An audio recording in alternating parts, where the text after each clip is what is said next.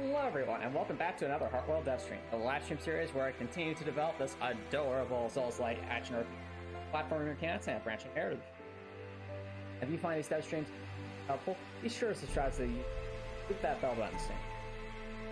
Now, where we last left off, as you can see, I think our hydroponics cavern is looking pretty colorful here, which I'm certainly happy about. We actually got an extra dev stream because we finished the Dark Souls challenge runner. Hello, Copper Nicholson. Thanks for dropping by, dude. How's it going? Welcome, welcome. Also noticing the music's a bit. Let me. Just a smidge. Anyway, so plan for tonight is to continue working on the left side of the dungeon here, since main map. The right side's looking really good. Left side, we just got the hydroponics camera at the moment. Got the rooms to fill out. So I have a couple of ideas for what to do for some of these areas. But without further ado, get right into it. So, one idea I had was to... Ooh, glad to hear that, Copper Nicholson. Glad to hear you had did some good cardio work out there. Something I say about potentially for a training cavern. Potentially, when I was got the hydroponics cavern done, is perhaps some kind of wooden, which would definitely add a fair sense of color and also area. So I think we'll start with a train cavern. We'll also work on a silo cavern. Forge might leave for a different area, but definitely want to have stuff like this. And Brow Hatchery, that's actually going to be on the upper floor, I think. Well, actually, we kind of already used the Battle Hatchery. Unless... I mean, we could always have, like, a separate area where... That makes sense, though. Well, that's a decision I'll have to make as I am going through here.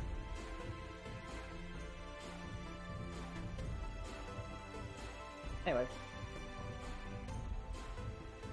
Start out with, we do kind of... But let's start by drawing those targets and go. Oh, you're also thinking about Dungeons & Dragons a lot lately. That's cool, Copper Nichols.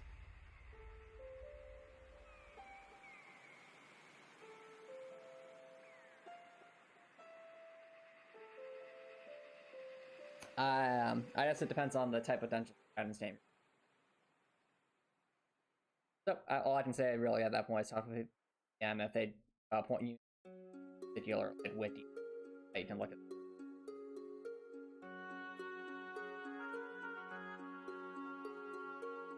And the other thing to recognize is that in traditional Dungeons and Dragons, a lot of weapons are more flavor text. So you might have like a mace and a club and a hammer, and they all do the same thing. Like statistical wise, they just sound different. And that's just part of the game. I was saying you might have multiple different weapons that do the exact same thing, exact same damage, stuff like that. That's just how traditional D&D.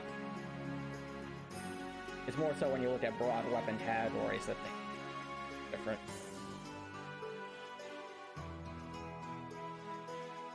But I was thinking of this. We were drawing like targets of some kind. Be about shoulder height, of course. So we can actually use it here as a reference.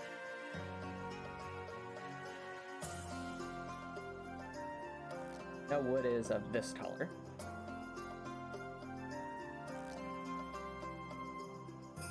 Probably double check to make sure. Freeze, that's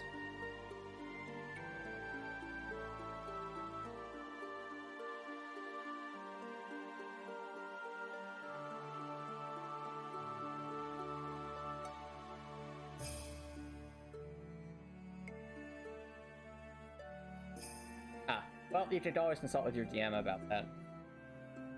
See what their thoughts are. But at the end of the day, it depends on what you want to do specifically with the character. Like if we're thinking of the traditional roles in Dungeons and Dragons, your offensive character, your character you're making your part. Trying to figure out what kind of role you're looking to play could help there. Determine what you want push towards. Oh, so you want to play like a support character? That'd be interesting.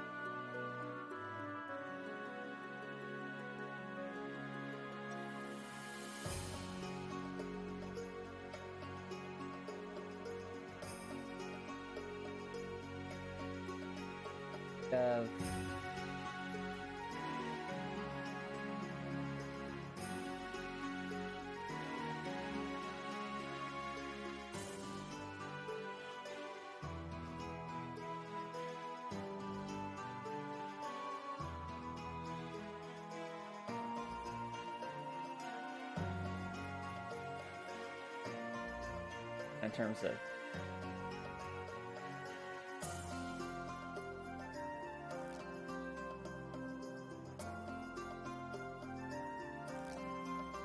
oh yeah, it'll be like sort of a wood carving sort of thing.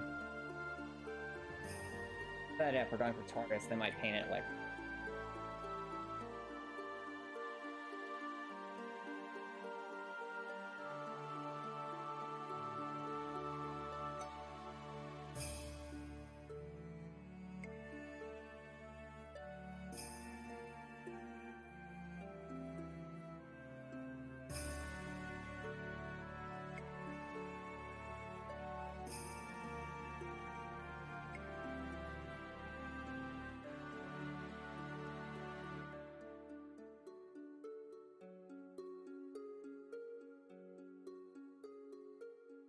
okay, Copper Nicholson. So one tip I'm going to give you, and you're free to take it or leave it, is to really commit to the role you want to play.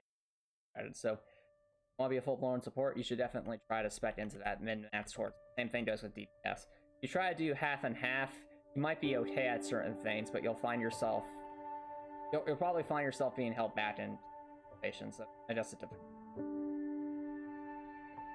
Or at the very least, lean towards one thing or another. So you're saying you want to be primarily a DPS. Make sure you're leaning heavily into that, and that your support stuff is more complementary than the DPS aspect than anything else.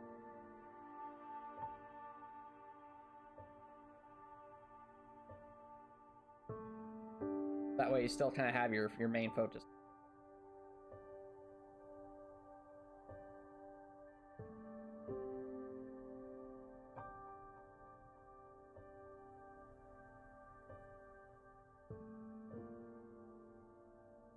Okay. I like that. Now we just need something kind of in the background.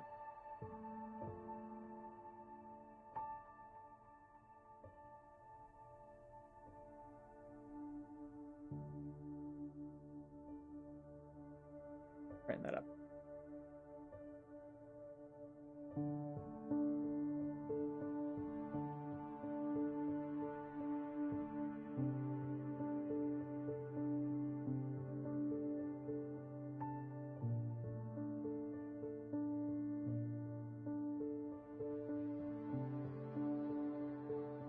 Okay, we have made target, technically. I always think of targets as being like white and red, like we're thinking classical. Really see that though. Forgot that that's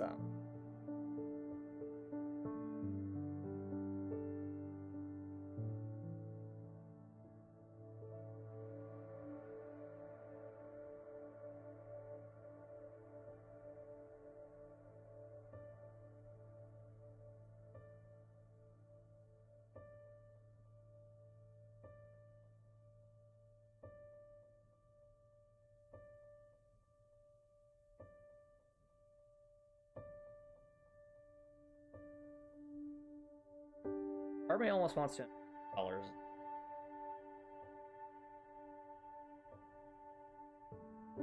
Or do something a bit so instead of red and white we went different colors. Like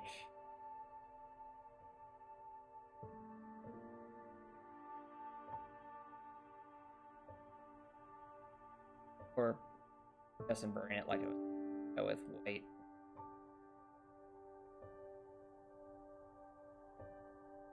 Need to see what I'm working.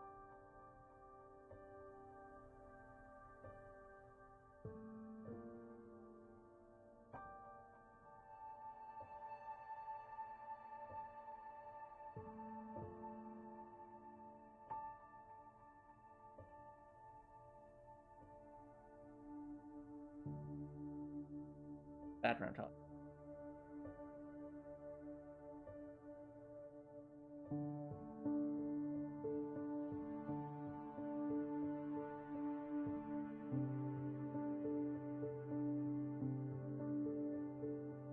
Okay.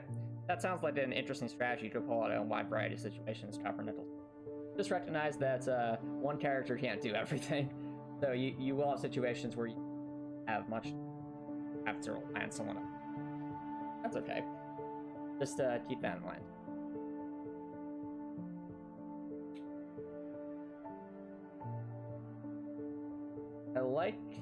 I like that. Don't want to be too.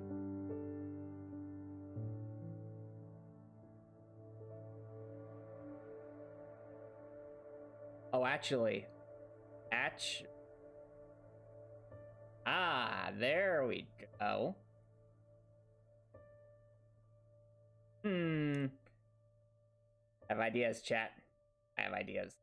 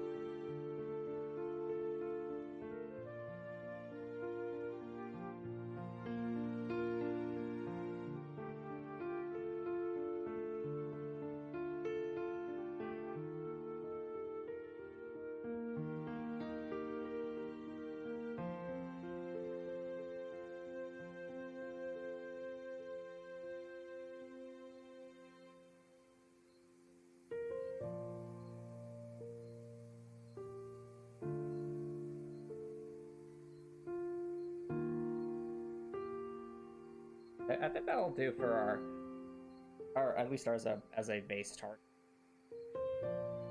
Let's grab that.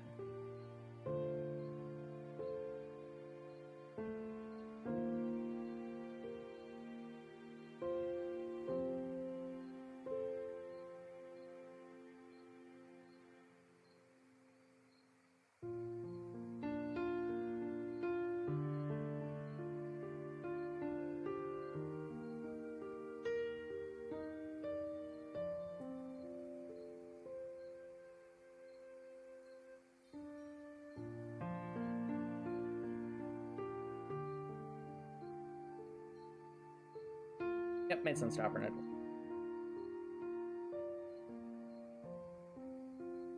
So this would be our default.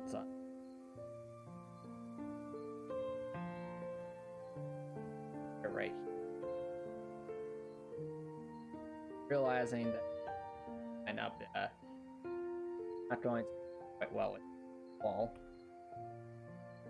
So it should actually be more.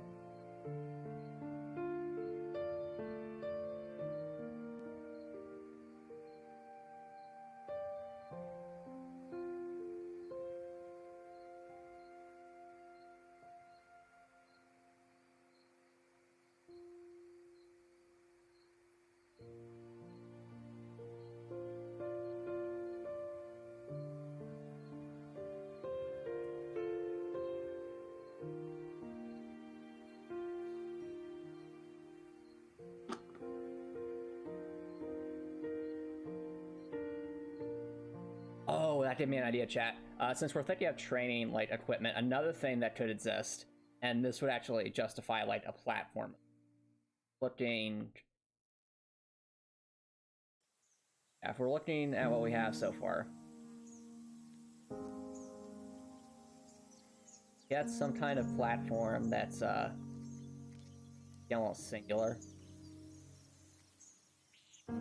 Thinking like, not quite a punching bag, but the equivalent of one itself made out of like a lot of wood. So, what we'd have is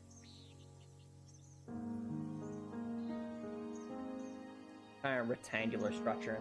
That would be packing thing.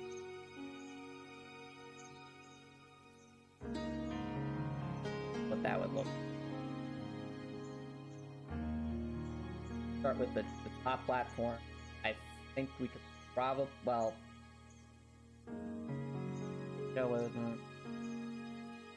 base, but I think it doesn't work.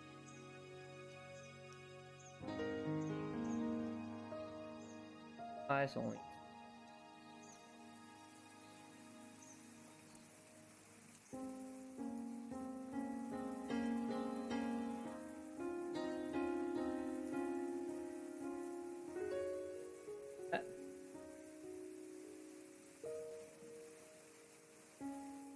If you're curious what D&D class or class 7 would be, you feel like William would be a bard? No, she wouldn't.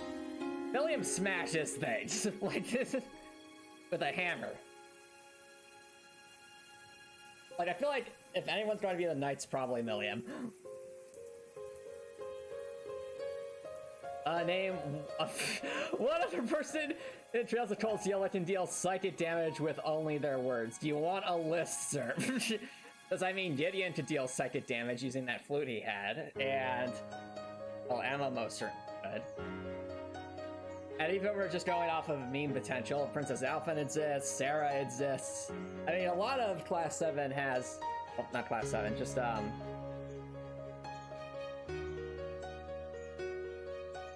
in general, a lot of, characters in Class 7 have some in Trails of Cold Steel, some pretty good burns.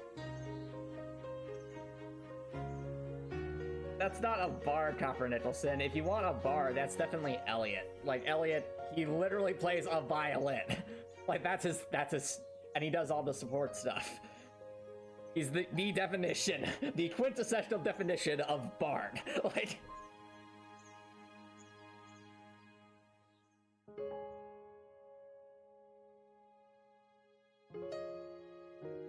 okay, so, anyway, I kind of lost my train of thought there. What's,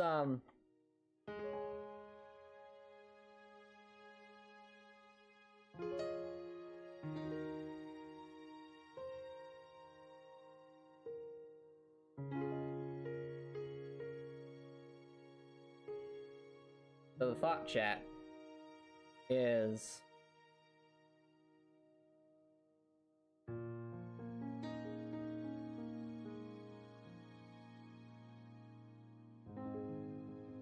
Oh, no.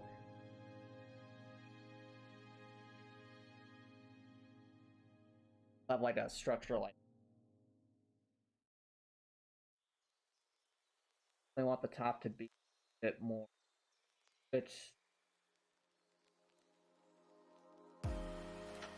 Wood's not the most...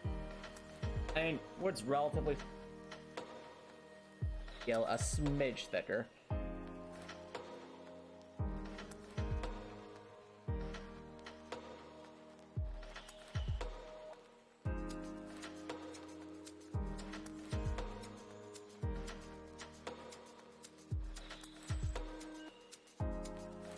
Yeah, Million would probably be like a knight or paladin or something like that. Alright. Actually, no, Reen would be the paladin, because he can take his hits, but he also does a fair amount of damage on his own. Lots of characters in Class 7 would probably be like war plots or things like that. I think paladin also for yes. Useless is probably more of like a warlock or something like that. Emma's definitely a... And that goes without saying.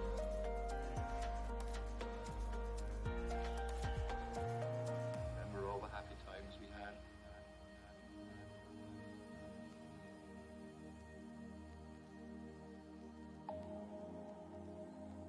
And for this, we will want a small diagonal. I'd be saying, why Antomicx? Very much alike. What would justify these things as supports? Well, my thought is again some kind of equivalent of a kind of punching bag being that, or Remember an all the equivalent. happy times we had.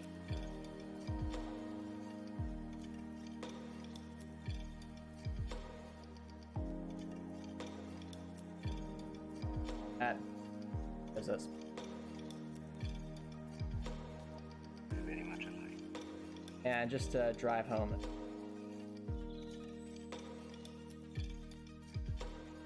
I said Emma would be a Alright. wizard coppernickel. Hello, Greco. Thanks for dropping by. How's it going? Right now we're working on some training stuffs.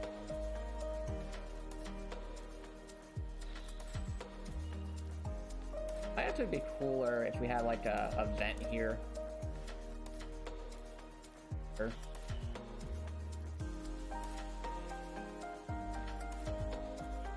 Thanks.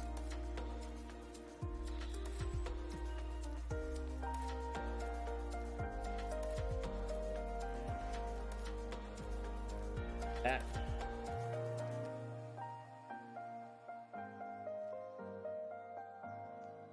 Grab the metal crate.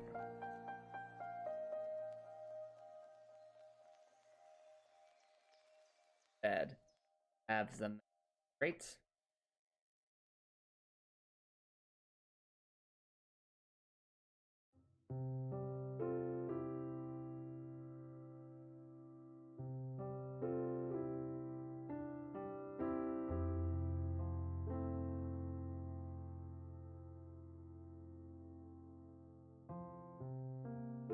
Little ring.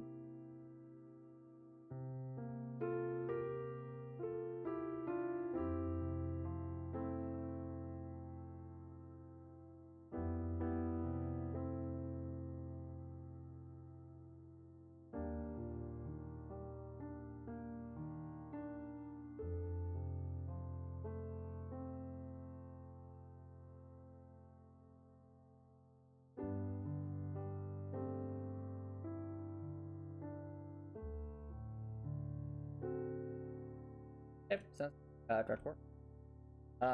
If it's alright to ask, what's in her life?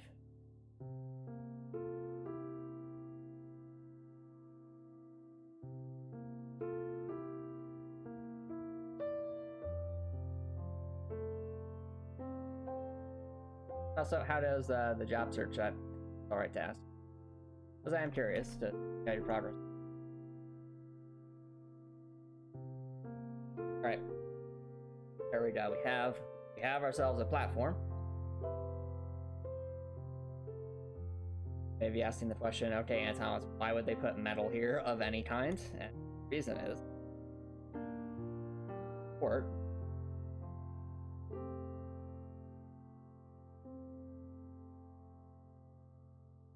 So, I'll here. Let's.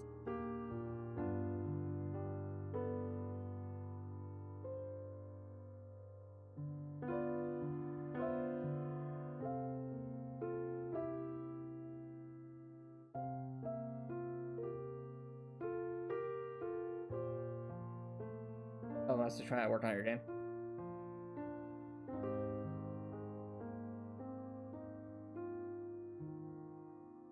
No, Drakor, you shouldn't be afraid of failure. Failure is what you learn from. And revisions are just a natural part of any. I mean, remember the Heartwell stat menu? That revision was, I think, a revising that base idea. I mean, building the framework for that took months, and then revising the idea took half on time. It was a lot, but it was worth it.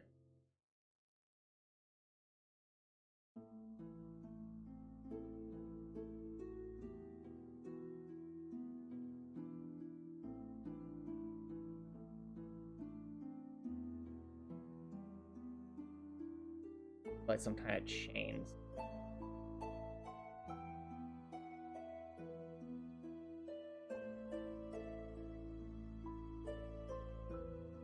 Or just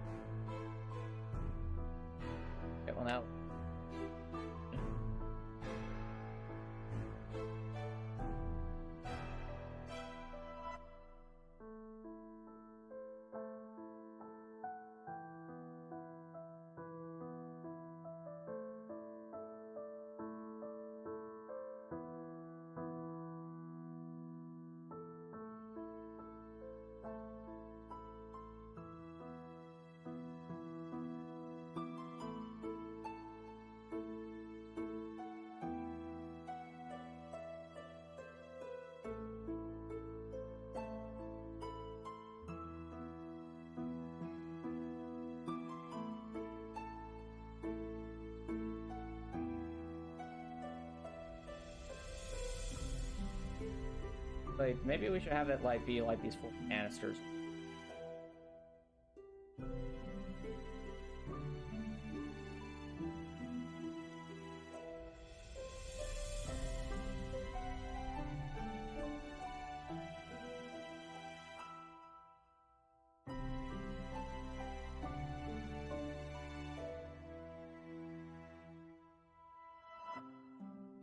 Have like some.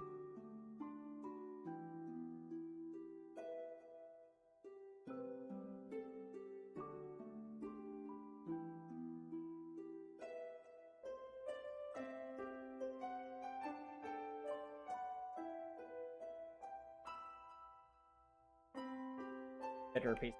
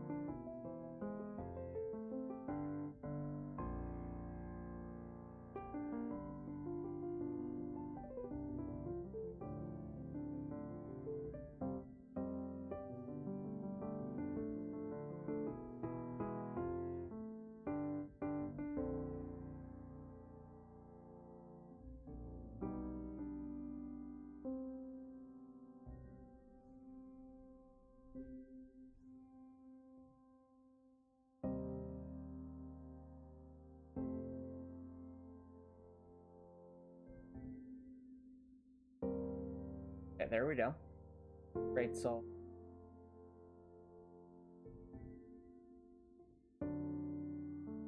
What feats are my favorites in Industrial Islands? So in terms of feats that I have gotten over time, and bear in mind, these are stuff you would be getting as you level with. I found, I think there was like a Blade Master, something like that, that basically gave some bonuses to, like, words. So those I've enjoyed. I know there's a feat that's like, effectively lets you roll for advantage. I think it's called Savage Attacker or something. The benefit is that you can effectively roll for advantage on like melee attacks, but some drawback to it that I'm just not. Those are some fun ones, but again, that's kind of fits more about the character that I had built.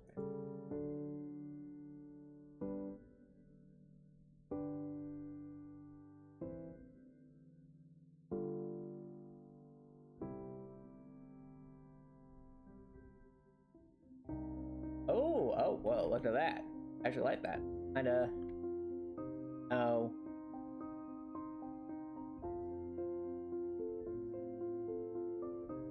That works. It's the, as I said.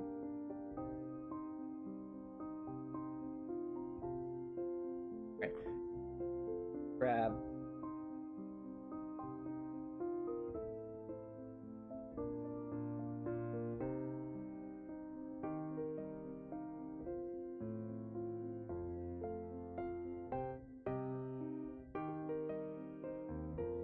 That lot as a base.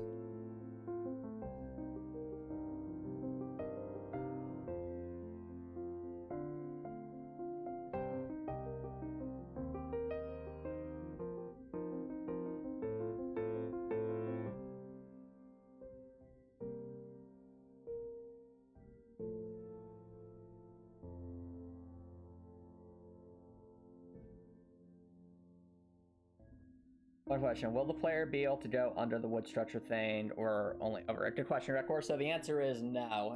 They won't be able to like walk under, and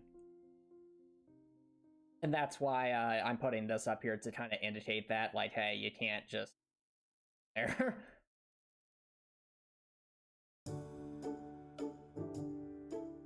Probably actually want to widen this to further drive that point.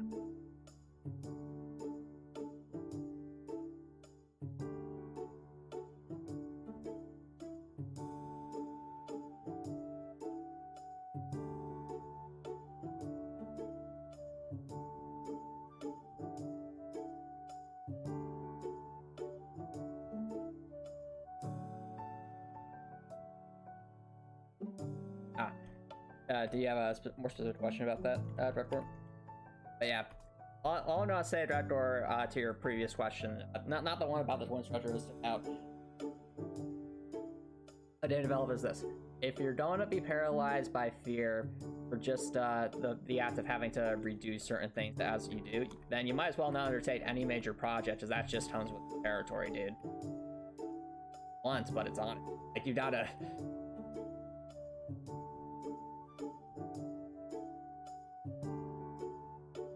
But my guess is you're more so just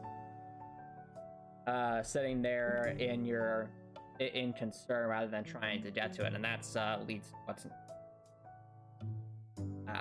I see, Drakdor. So you're kind of getting to the heart of where that's from. So all I'm doing is then now that you're more aware of where that fear is coming from, now what you gotta do is you need to break it down. And you can do this with logic if you like. So think of it like this, Drakdor.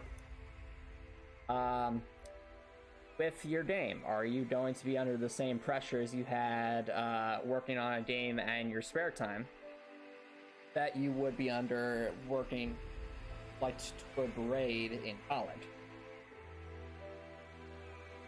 That's all right. There you go. That's true. You won't be under the same pressure. Next thing you have to ask yourself: are you going to have to work long hours just to meet tight deadlines, like you did with what you had to do?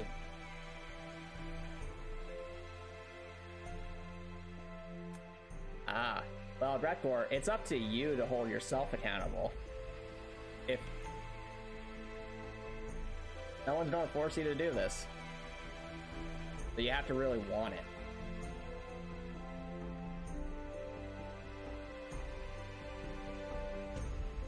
Now, isn't that an interesting?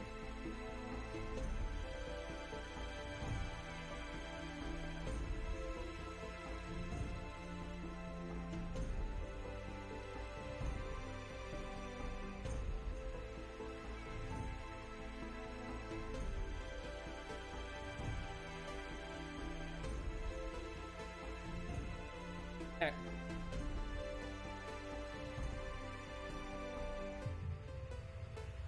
No, Copper might have a point there with time management. So, are you sure about that, Drakdor? Like, do you have a list of tasks to do? Have you scheduled when you need specific tasks for your game? Things like that?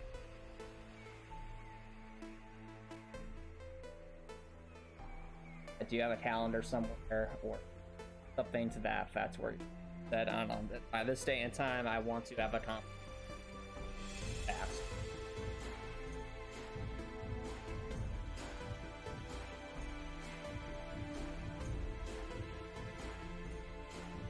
Well, then Copper does have a point. That would absolutely help with motivation. Yes, when you're working on a large project with a lot of moving parts, it's very easy to get kind of be like a deer in the headlights with and overwhelmed by just all the different things you have to do, and because you can't focus on doing any one particular thing, you end up just doing nothing, which is obviously not very effective. So to counteract that is to actually say specifically what you are going to do then. And you can do that. That, Drakdor, if you really want to get a handle on your game, I challenge you to, by the end of tonight's stream, have listed out specific tasks you plan to do for the next. Let's start with the next 3. You can go day by day. Now, fair, you don't have to work on your name every single day. But pull out a calendar, write some things down, see what you come up with.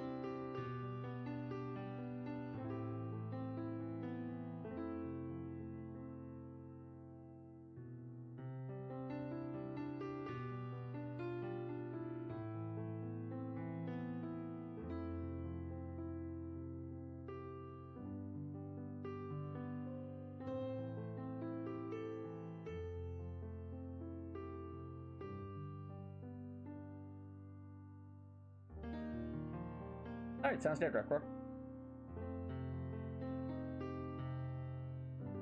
That's enough, Topper Nicholson. That's enough, Topper Nicholson.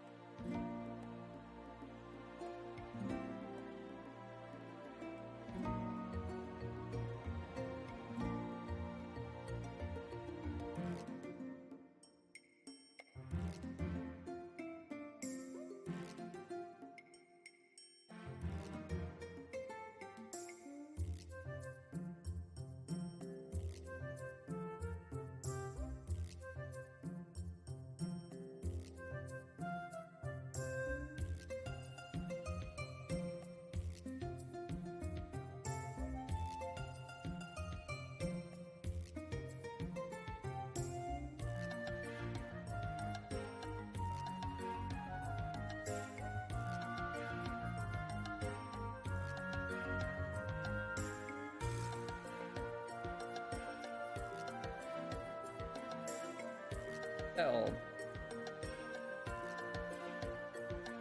Build.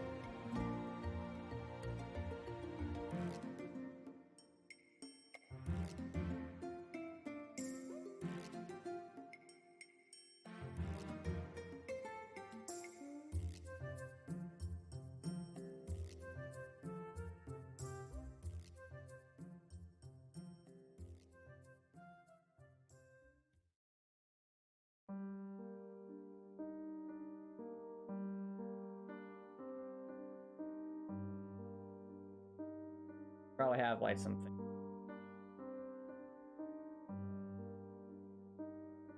Handles support.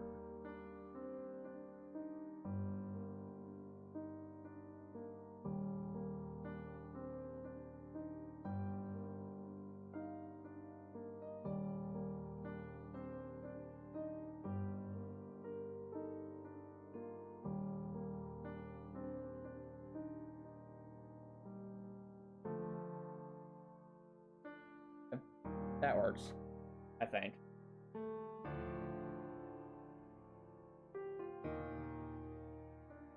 Lord of the Rings game? I'm not sure what you're talking about, Copper Nicholson. Shadow of Mordor came out sorry, Shadow of War came out years ago. Unless there's a new like Shadow of game, I don't think it would be that. Also, a quick question, chat. How does that look in terms of just a rough outline? I'm thinking I want to do something to full log tier to show some wear because it wouldn't look brand new like this. I think it would be a bit more worn. Same goes with the targets. Like, some of them might be brand spanking new. In general, I think they should definitely show signs of wear and tear of actually like being used. So these to be like the foundation we use.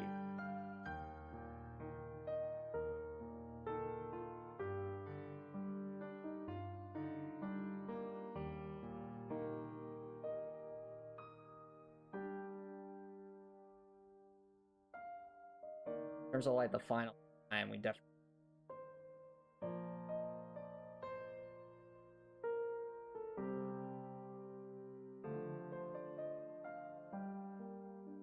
need to think about that. Also in terms of like where this would be placed.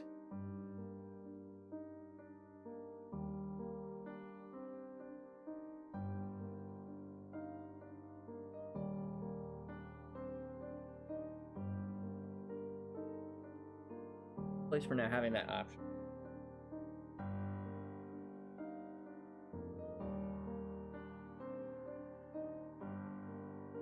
Roughly. So Alex saying cut off? Oh dear. No, I think it's that is strange. Well, if it happens to then let me know, chat. In the meantime, I mean, I'm not always finishing my thought to very record. Sometimes you're just not mid-sentence. So maybe that's what your is. So basically, the LOD is the equivalent of a punching, effectively.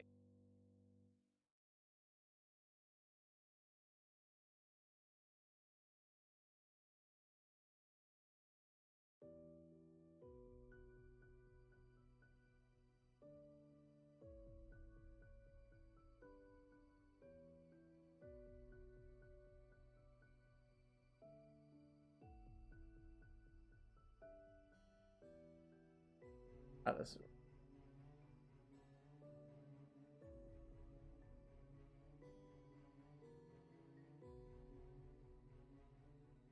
Oh, that tastes a little bit awesome.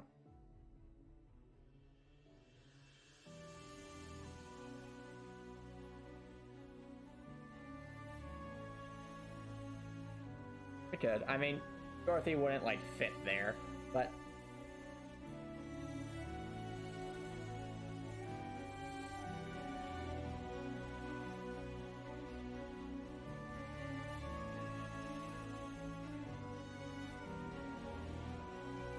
Hey, Kitchen seems to have more diagonal things anyway, just for sake of support. I'm more thinking, like, practically speaking, if you're trying to mess around with this left, like, punch hits, you don't want to accidentally frame. But I think I see your point. Let's at least try adding that.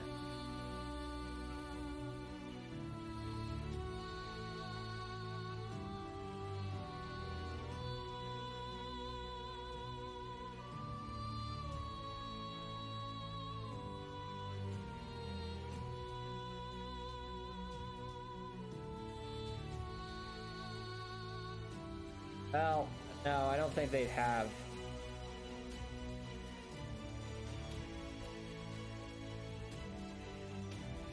Well, no, the thing is, Drekor, like, this is where someone would stand, and you don't want to get in their way if they need to, like, go around this thing. And this one has this player from doing stuff.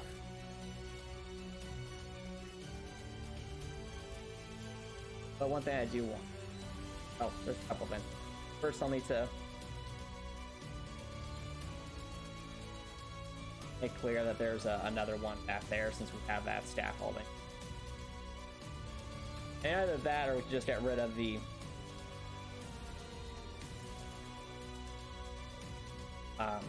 iron here entirely and just go with a non-transparent. It looks aesthetically cool, but that does look aesthetically cool. So, alright, what I vote we do, take this.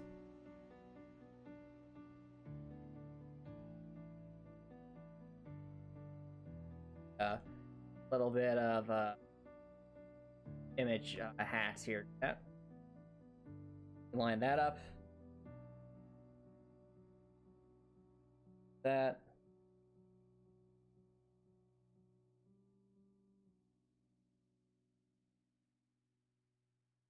That.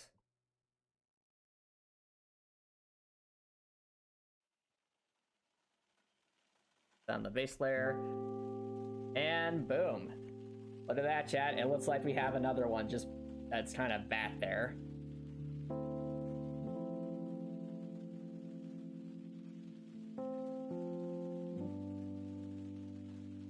Yep, it works.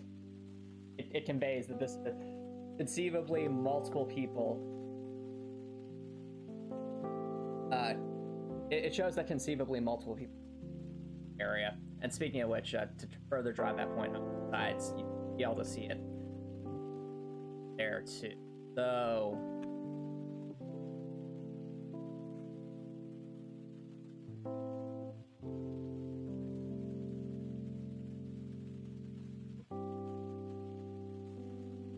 actually, let's get rid of these rings here because I feel like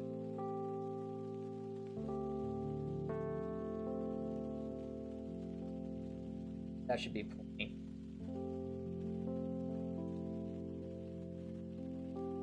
I just like the look too. It's a unique little look.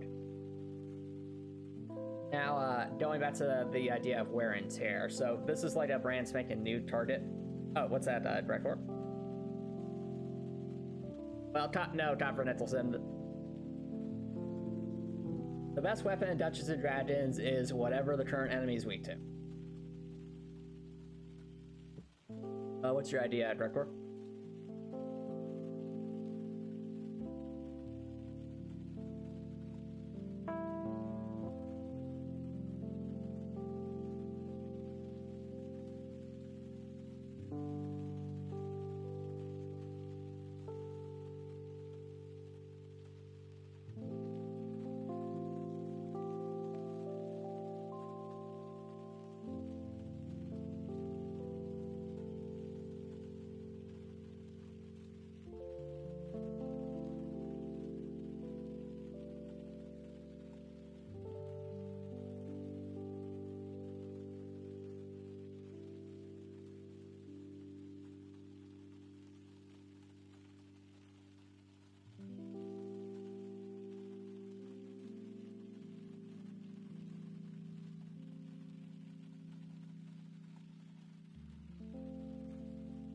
If you schedule dev streams for your own game twice a week because you...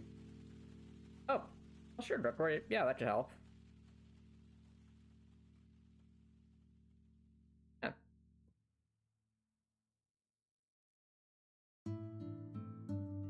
So, Lawn Swords, Copper Nicholson,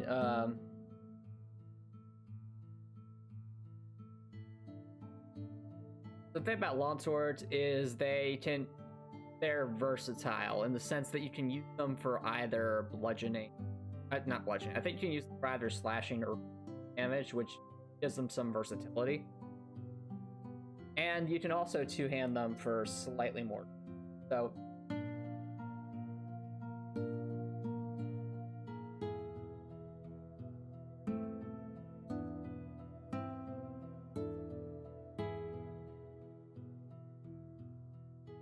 So there is that aspect, but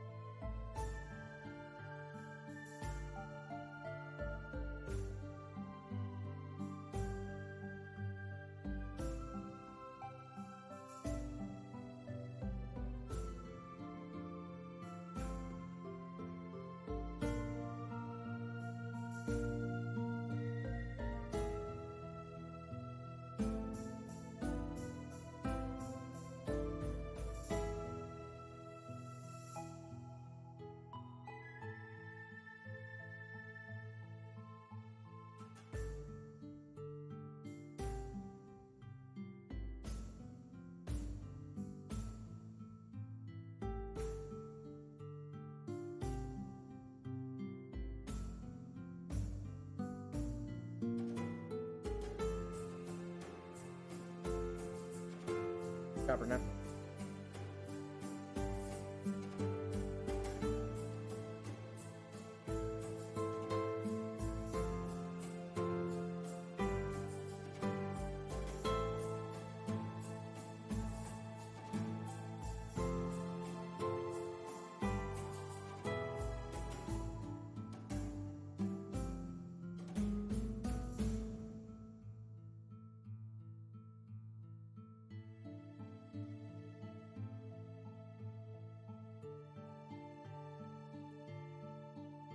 It's still a bit too...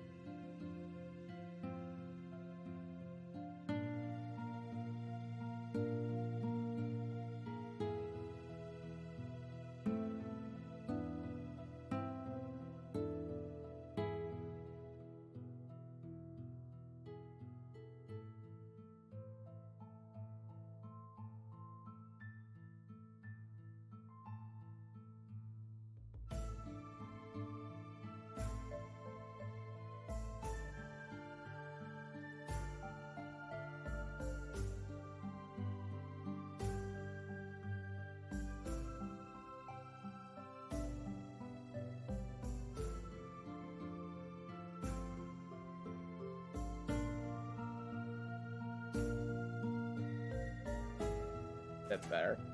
It could also just be the color of the wood. So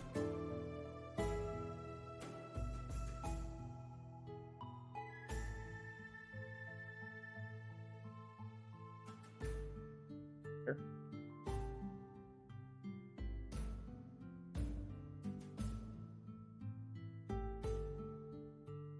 Okay, sounds good, copper nickel.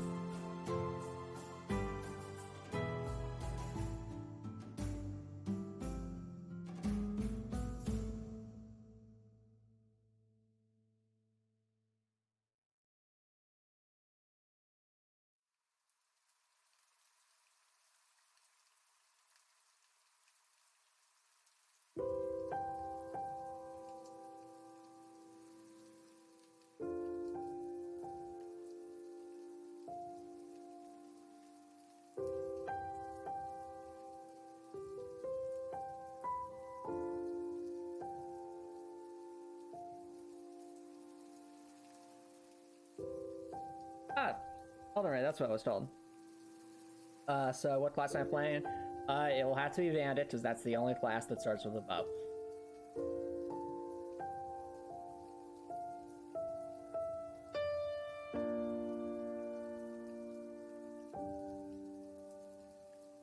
Alright, chat, I think this will be a good spot to take a break, so don't go anywhere, guys. I will be right back.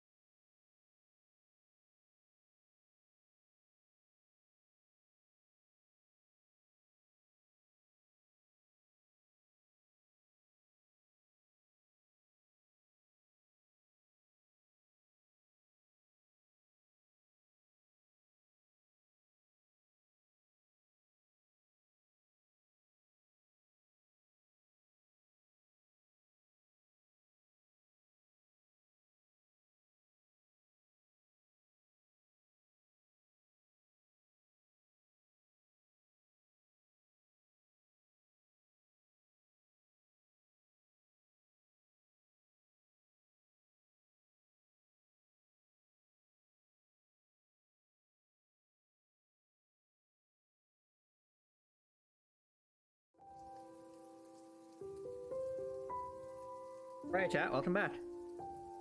Yes, Copper Nicholson.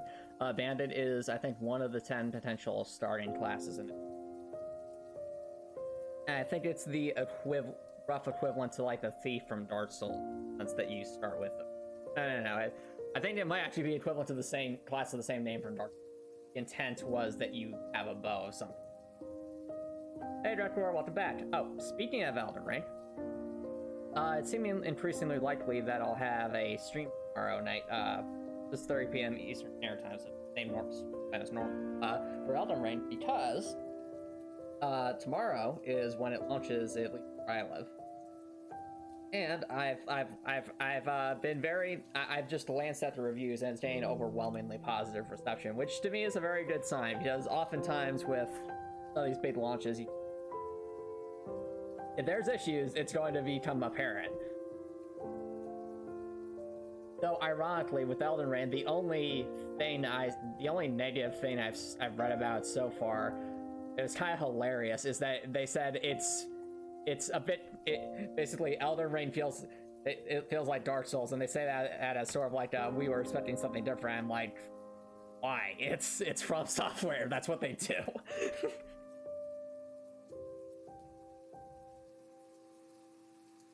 So in my view, saying that it's like Dark Souls is a positive thing, because that means it's like, okay, yay, they're sticking with they're staying true to the fundamentals.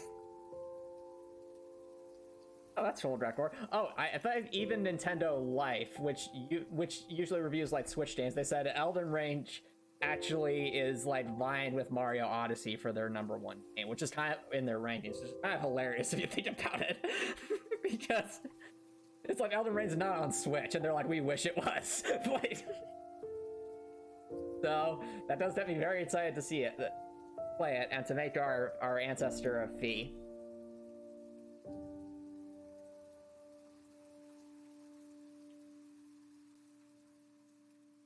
And speaking of the ancestor of Fee, chat, if you want to talk with potential names that are anagrams of the name Fee plus L, I'd be curious to see what you come up with, just because we do need to make sure the ancestor has a name.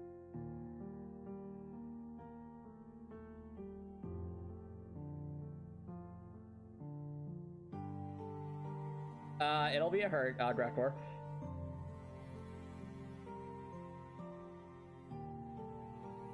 So it will be a lady once again, but we just want to make sure that we want to at least start with the idea of an anagram, but we didn't branch off to other stuff. Wait, I got it. What if the name Fee, like the starting name of Fee, is Fee, but it's PHI, not FIE. Just as a start, so that's the initial Fee. Felice Claus. Claus is kind of funny if I think about it.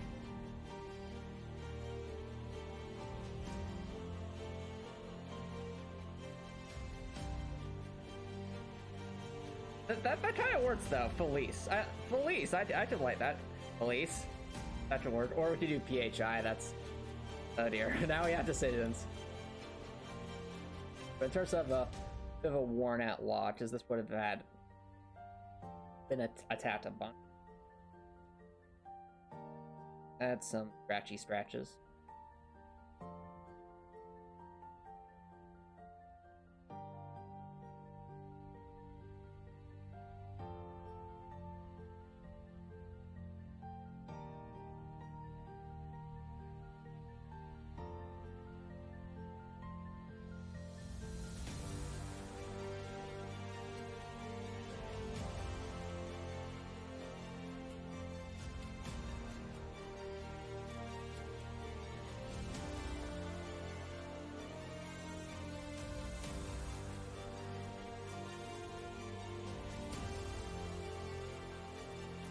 I thought with like something like this is that the front here would probably be almost completely worn off its bark at this point.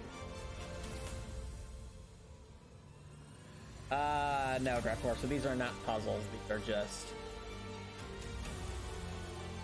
Oh, you mean in general? In the demo, probably not. In the full game, depends on what ideas I get for future dungeon gimmicks and mechanics. This is the starring dungeon, so I don't want to go crazy.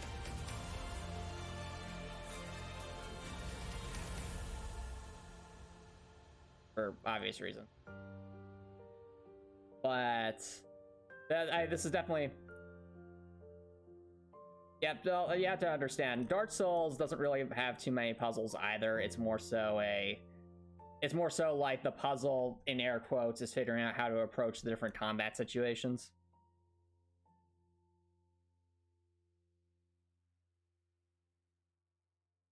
So, that what you will.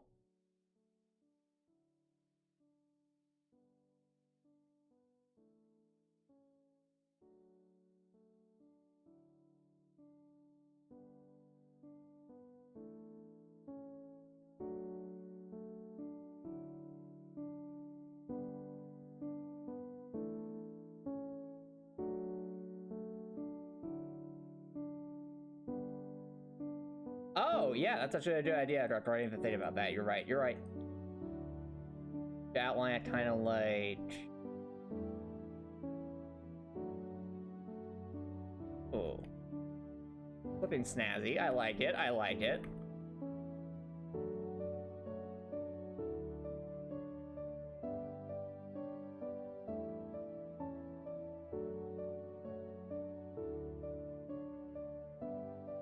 Yeah, you're onto something there, Drucker. That looks really good. I like that.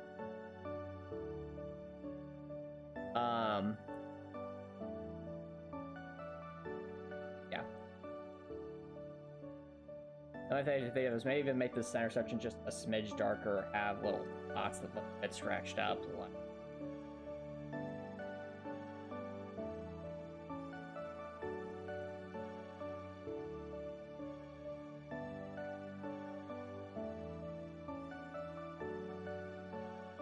Yeah, like that. So it's like it looks super worn.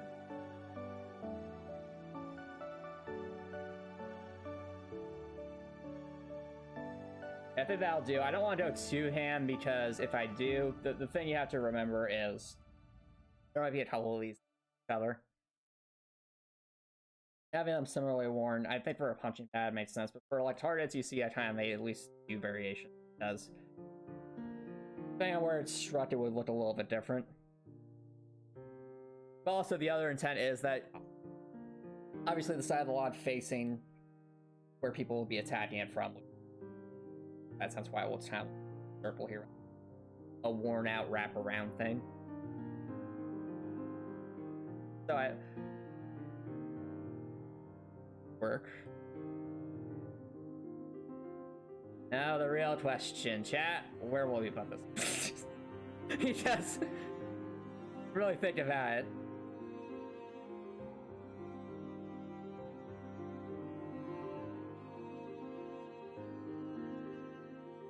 I'm thinking for this training stuff, we either put it in this room or because the other stuff is going to be more like storage containers.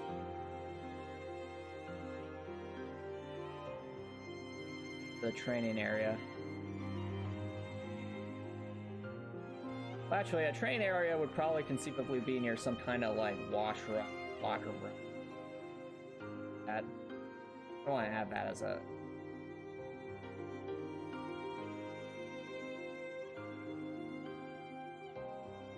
question.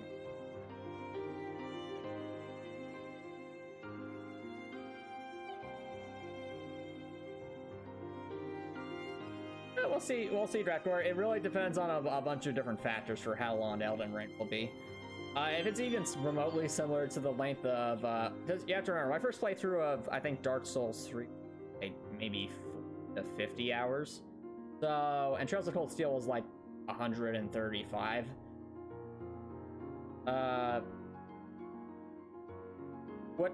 So, Drakor, so with Tile, what happens is I export to a PN. I can export this into like a PNG and then stuff like that. I haven't done like a mass scale thing quite yet. But even so, I would have to input this. Access denied. Why? I would have to input this into.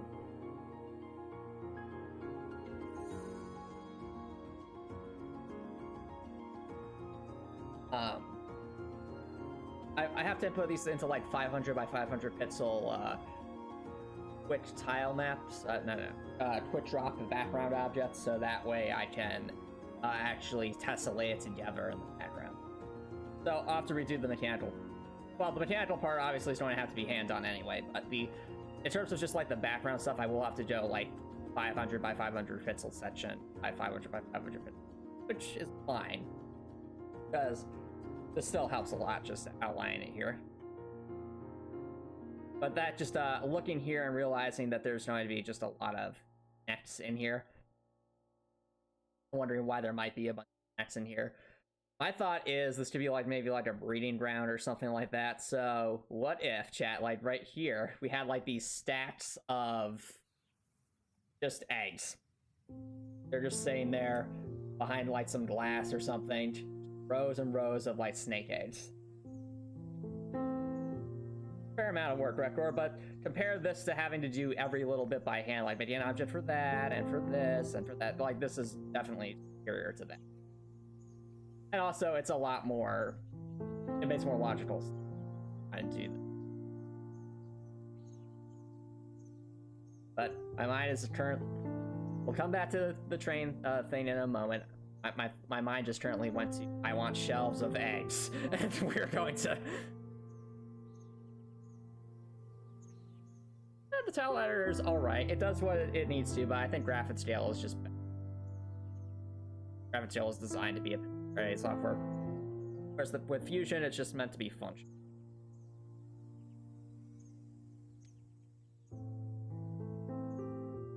Where are our...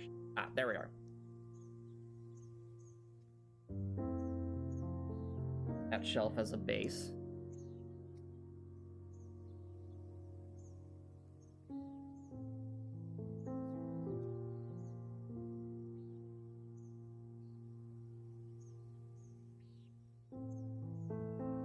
Do.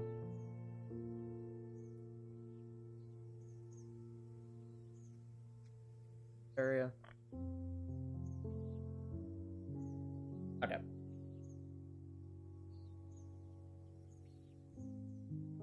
We replace like these little drawers, glass.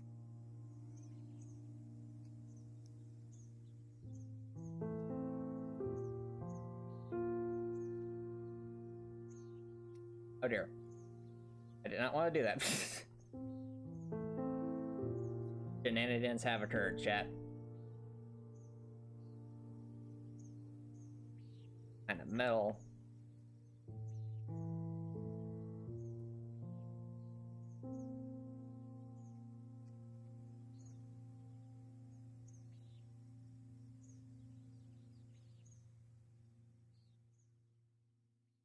They might want to flip that. They wouldn't be... They might be drawers.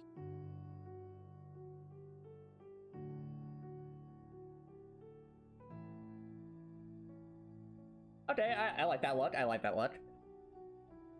Oh, you mean a tile map editor? I mean, you can kind of use it as a tile map editor, like the quick drop background actions as sort of like a tile map editing kind of thing. It just isn't the best use of the resources. In Fusion, it's generally better to have fewer objects or entities that are a bit larger than have a bunch of smaller ones. Because the entity quantity limit matters a bit more than the...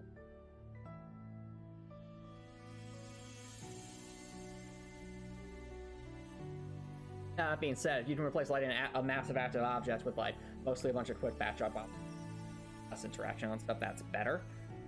Because you want to make sure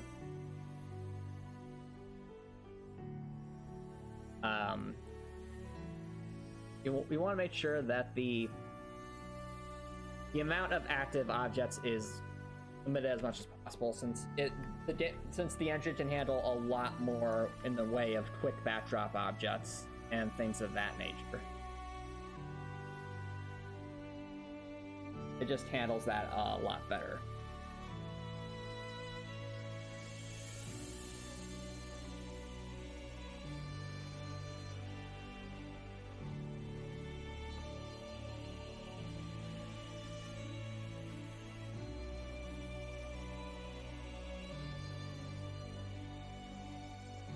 Right. Now let us make a. This will be a good base.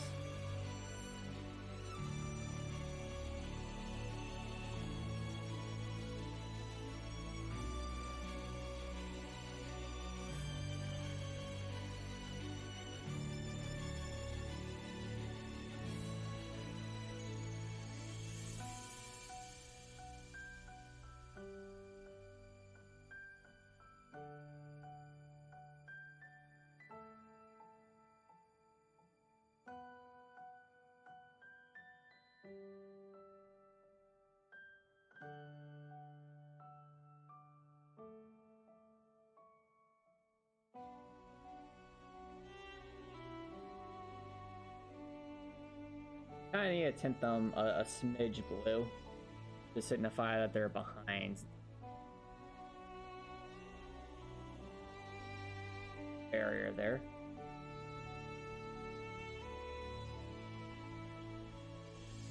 Oh? Oh. I think that's the ticket, chat. I think that's the ticket. Perfect.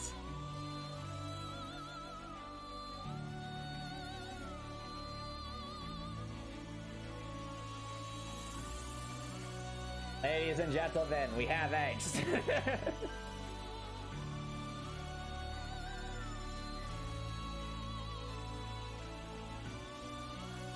I wanna take this a step further in. Yeah, we do. We absolutely do. In moments.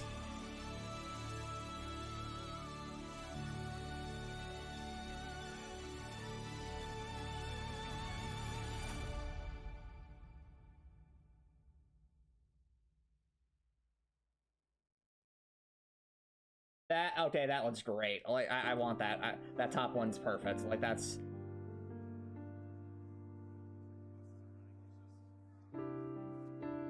And it's actually provides another important explanation.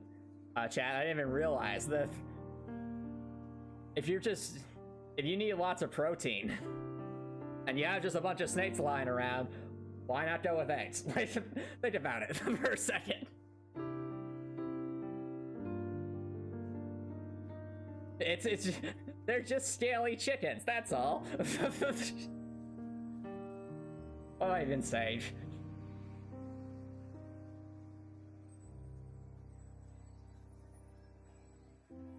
So I definitely need to write that down. Potential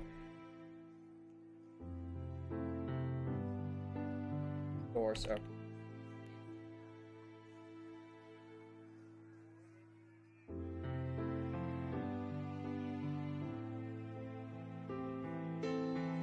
excess shade.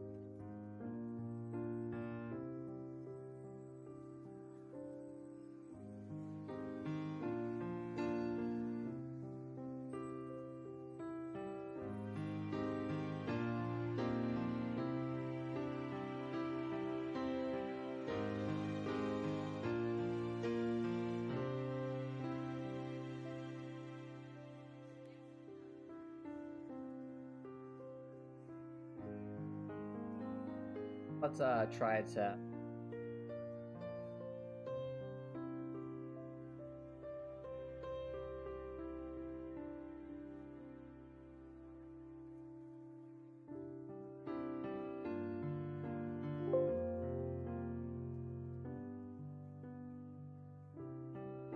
Welcome back, Darkor.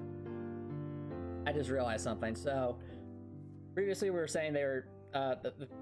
What I realized is that because they have so many snakes here, people who may or may not have lived here could have used like snake eggs as like a source of protein. I mean, if you think about it, eggs are protein, and if we have like this amount, it could conceivably work.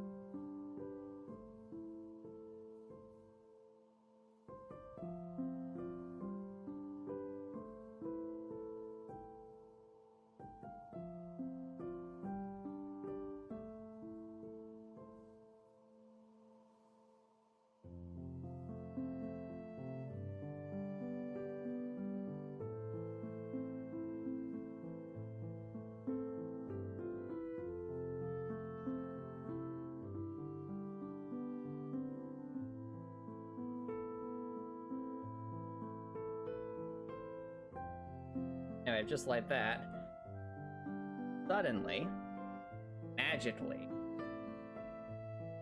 this area looks a smidge more interesting.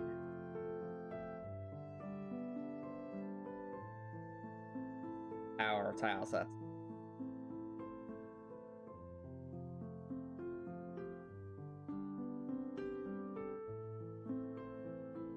That.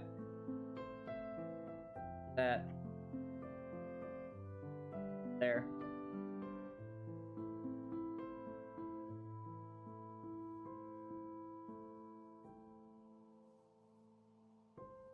Walls.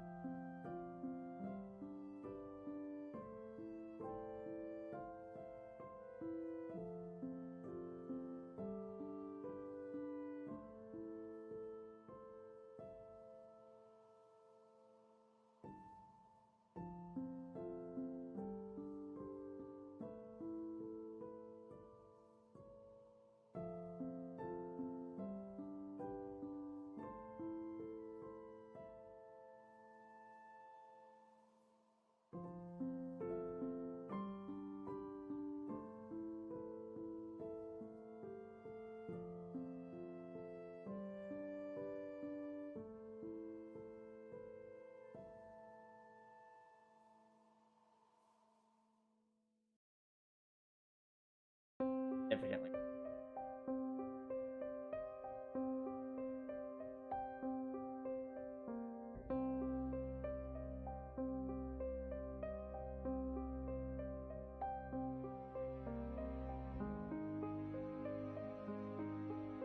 Right, and suddenly, Chad, this looks a lot more.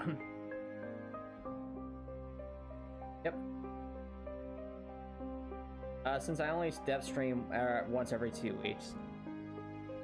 Good question, Drekor. So it depends on a couple of factors. The first thing I need to make sure is I actually have the time to do stuff. So recently, in fact, this has been I've actually had to put some of my time working on Heartwell hold to work on some other iron. That's come up. One of those things is the video I've mentioned, which I've continued. and hoping to get that out soon. But once time frees up, then that's a better. Well, let's say for the sake of argument that I finish the video and I have more free time. So the question becomes, how do I force myself to stick to a schedule? The first thing I do is I actually develop a schedule, and what I mean by that is I physically write out a list, kind of like a calendar, where what I intend to do for certain spans of time, what tasks I'm working on. I also have a separate document where I just list all the tasks I can think of, and then try to further break them down. So, for example, if I had a large task that's like make stat menu, well, okay, that's a very complex task. Let's break that down a bit more. Like, what goes into making the stat menu? Well, I need to program text. Have some kind. Okay, that's something. I need to get my save file array organized for specific. Yeah, that's another something, and that's another, so on and so forth. Make that list. And you set specific tasks that make sense, and yeah, list them on a schedule for different dates to work on the bands of dates more often. Since a lot of tasks cannot be completed in a single session, you have to do it.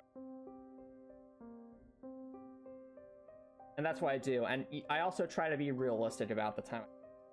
So with that schedule, I do include things that are completely unrelated to games to make sure I'm being realistic about the amount of time I actually do have to dedicate to what I need to do. As an example, for working on stuff in my free time for my schedule, before I even consider working on Heartwell stuff, I might list, like, okay, for this particular hour on this day, I need to set aside at least an hour for exercise. Again, it's important. Or it's not related to the game, but it helps better. It helps me better understand what time I do have.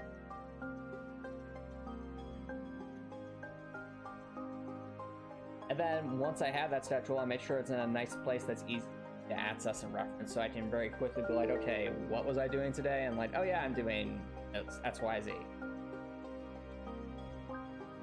And then once I have that, I try to stick to the schedule as best I can. And if let's say I'm working on a task and it's taking longer than expected, well, that just means I need to reassess the schedule. That's all. And then I shift things accordingly. I shift things back and such. And that's not something to be disappointed in. It's more so like you get a feel for it, like what you can realistically do over time. Conversely, if you complete a task a lot sooner than you originally thought, then you can shift stuff forward. So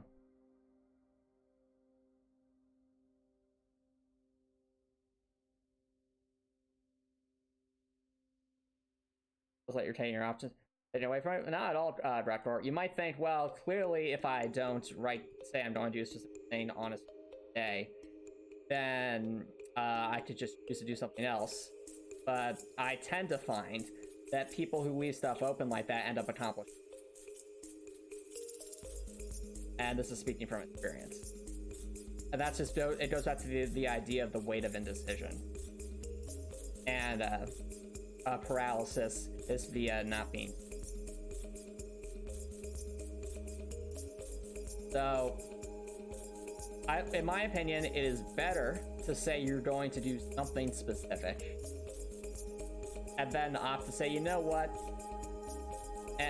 I actually want to work on this today and work on that other thing instead, and then change your schedule accordingly. So, and that's okay. Like, you could be like, maybe I was intending to work on Tilesets today, but then as I'm sitting down, I'm like, you know what? I got this really sick idea for a song for the game, and I had this massive inspiration. I don't want to lose that. Well, okay. I would go into my schedule. I'd say, all right, shift everything back. Today we're working on music, and then I work on music.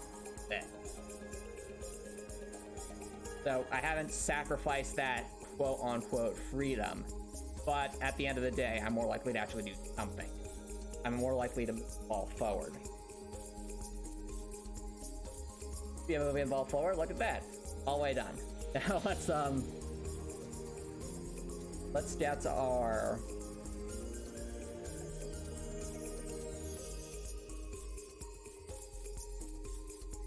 it's relative. it's better to try and stick to it as best you can and only change it when you feel you have to, than the other way around. So if you don't believe in the schedule, or like you don't follow it, or you don't reference it, then it's useless. But if you have it, you're more likely to follow it.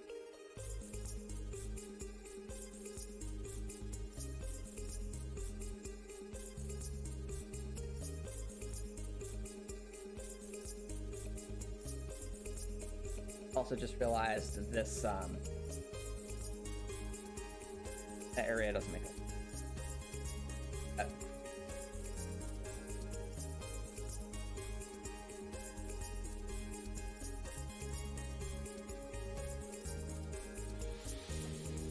So when I think of training stuff, I feel like it should be in like a cohesive location. So maybe these two areas should be like these areas, so like our training spot. Whereas this could be more pertinent agricultural section. At least time.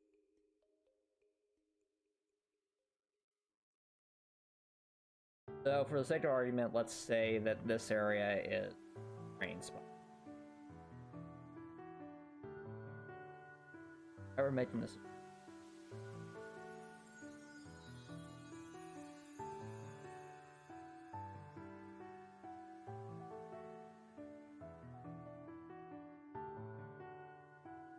I would probably put this here.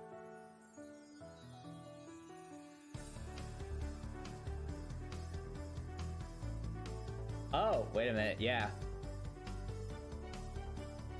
Well, that one kind of looks silly because it's really walk around that. But the idea, well, actually, I mean, I guess you could kind of walk under it and go up against it, so it's not completely silly, but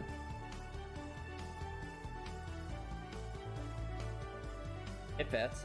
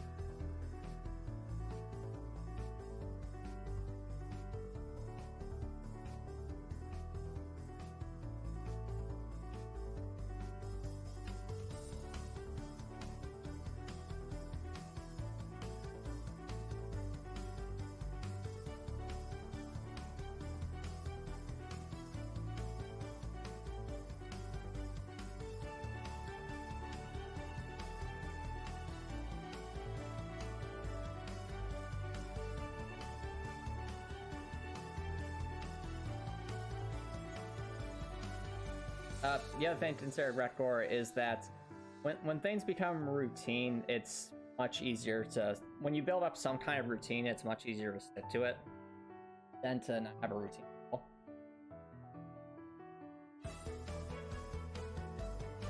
So, creating that routine initially, like creating that infrastructure takes time, but it is absolutely worth it.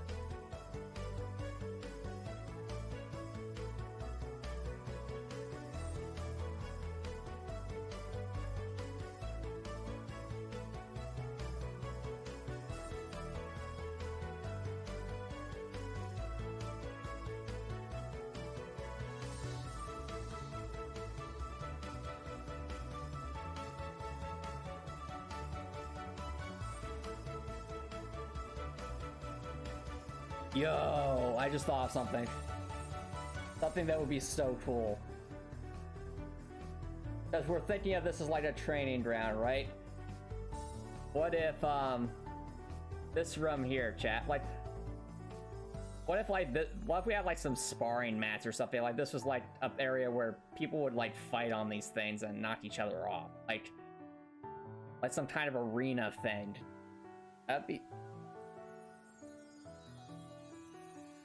Have ideas. Have ideas.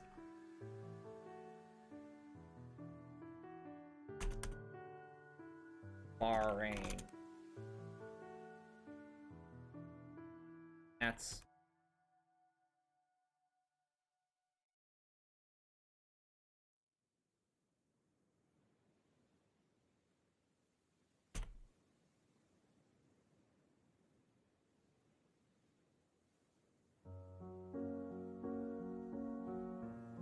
I don't. Like when picturing chat, just hear me out.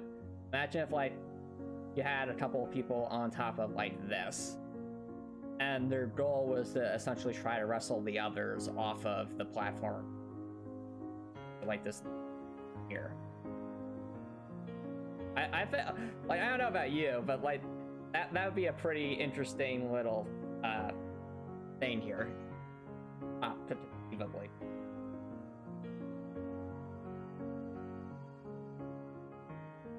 And then we can have like this first upper half be more focused on agriculture and that. By the way, probably this top right area would be the food storage, because they would want to be able to access that as quickly as possible if they were coming down the stairs here, as opposed to going straight to the farm. So, relatively speaking.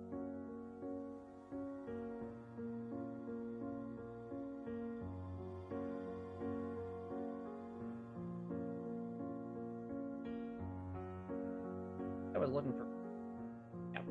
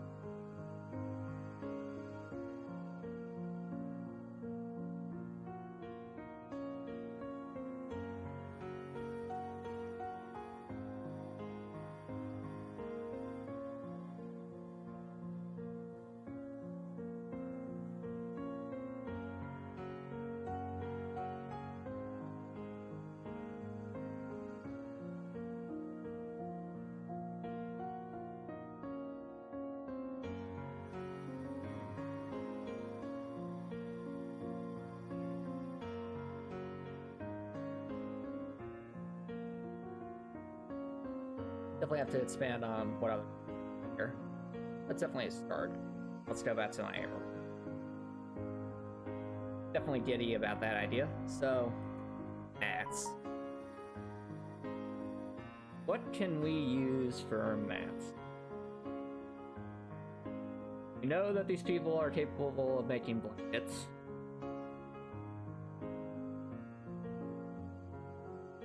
Over mats for dinner. I try to think about that, because like surely in the time of like feudal Japan or feudal Korea or stuff like that, surely there were ways to make some kind of softer ground upon which to use parts and things like that.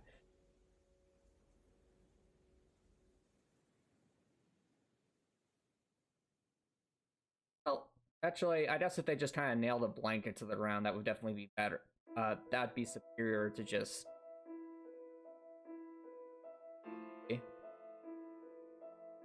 And if that blanket were filled with some kind of... something soft.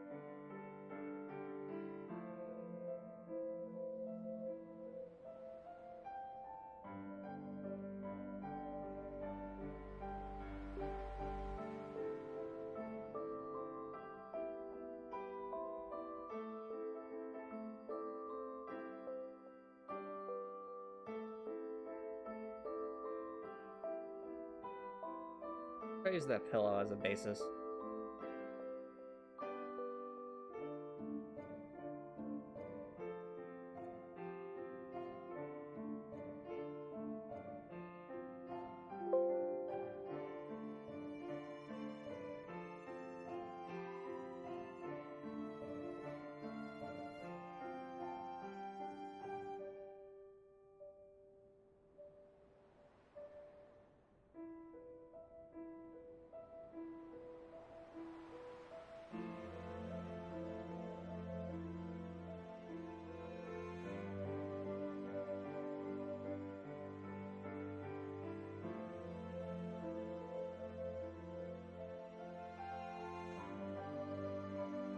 So wait, what am I saying? Oh, hey Cavern Nicholson, welcome back. We're just working on some more tile sets. Yeah, there's our mat right there. It already existed and we didn't even know it.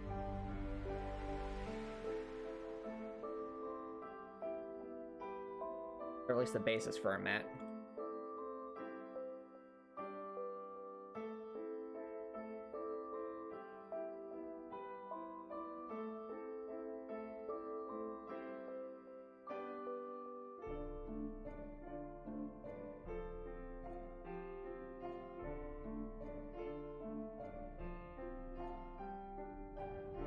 How we create those.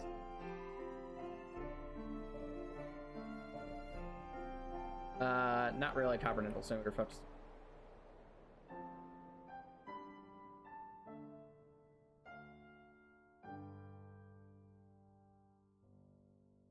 Ink.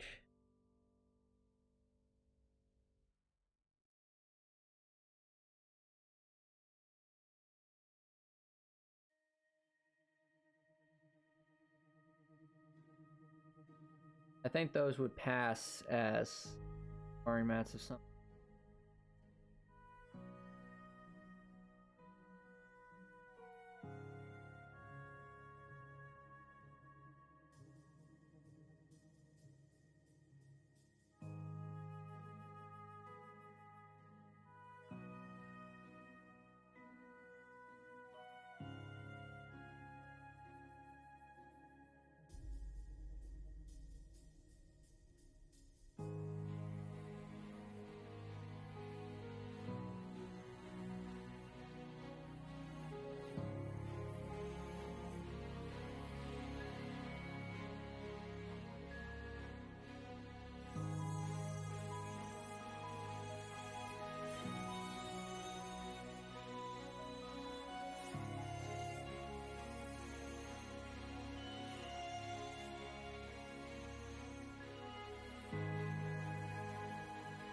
Go with something.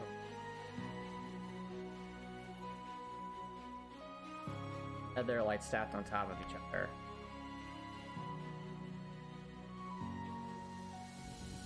They do like, I think they fit the bill.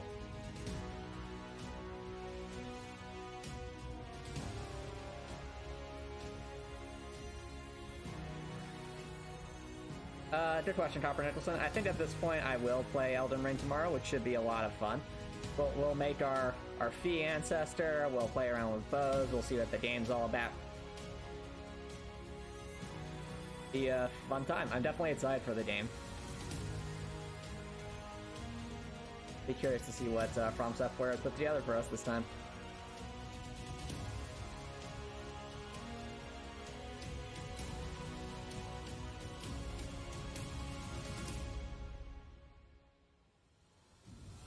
Again, Copper Nicholson, because Fee was like a mercenary, and since we have to play as a bandit, it kind of fits the most, in my opinion.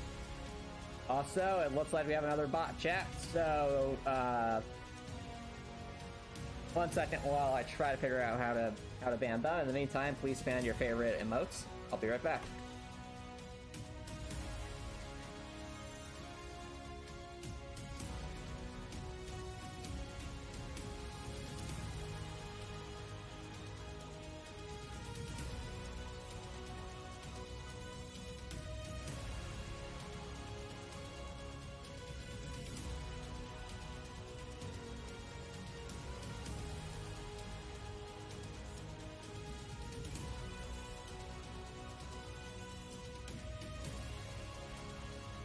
Alright, I think I out them fans. Sorry about that, chat. Yep, definitely a bot of some kind. It's trying to... Like someone was trying to send us some kind of spam. Sorry about that, chat. We'll get right back to it.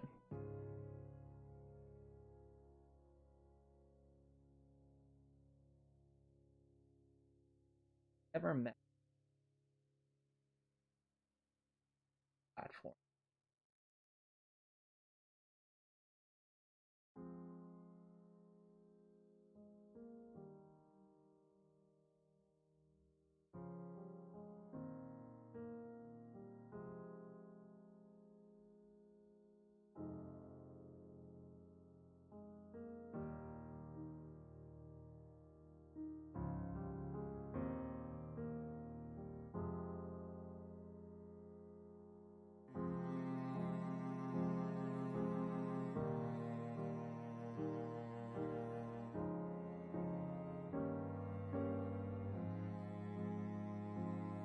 Small.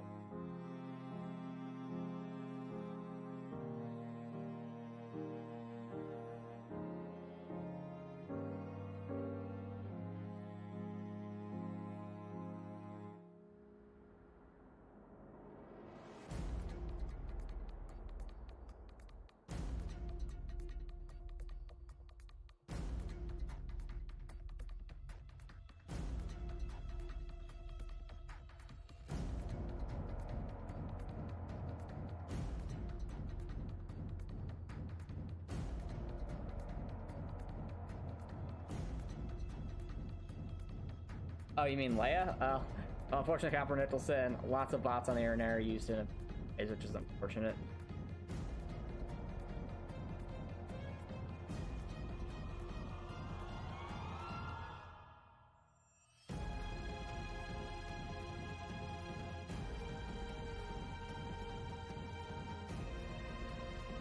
Might actually want to...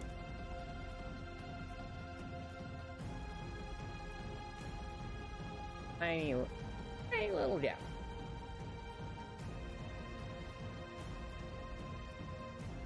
I'd be saying, why, Antomicx? Well, stacking these nuts to each other.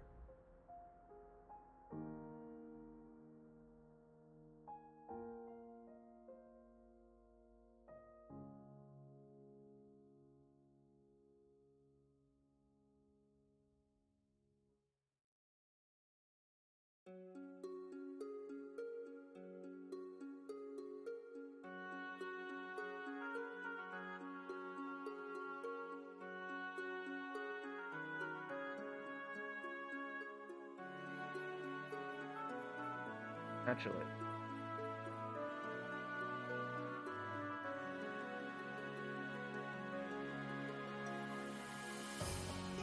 Okay, those are just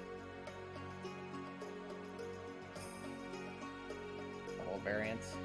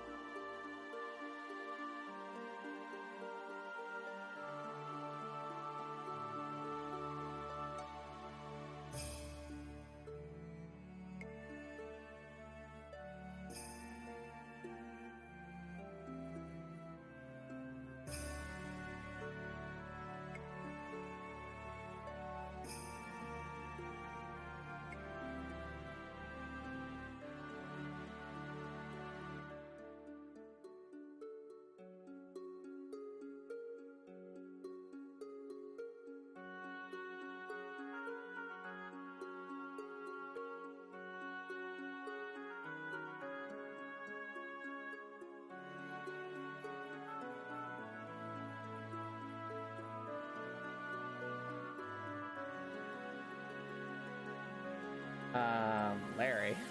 You mean like SpongeBob? I'm not sure what that means. That's just a meme.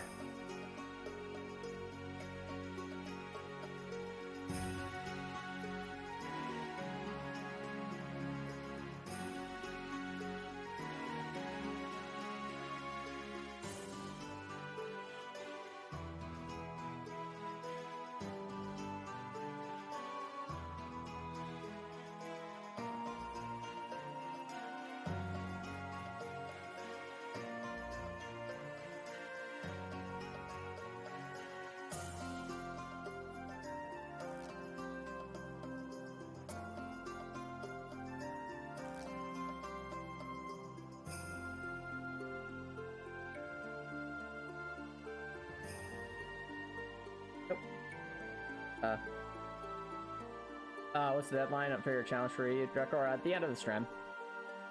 That's probably around 9:30 tonight.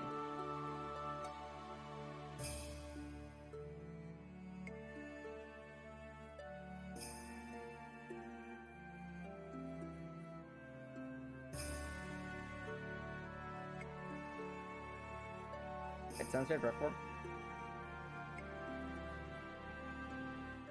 But whenever you die finish, just let me know, and you can ask me questions. We can discuss it if you, or not. Either's fine. I mean,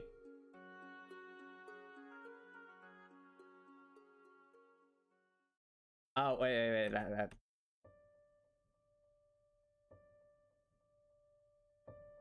I saw the issue, and I have to rectify it.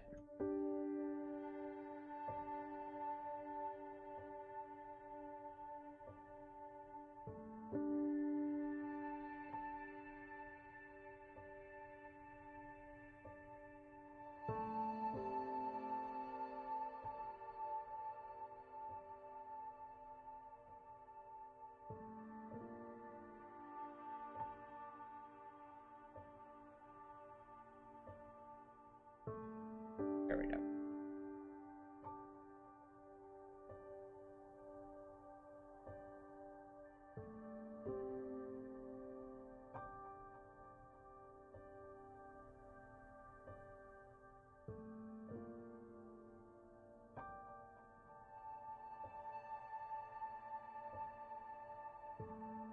Base layer.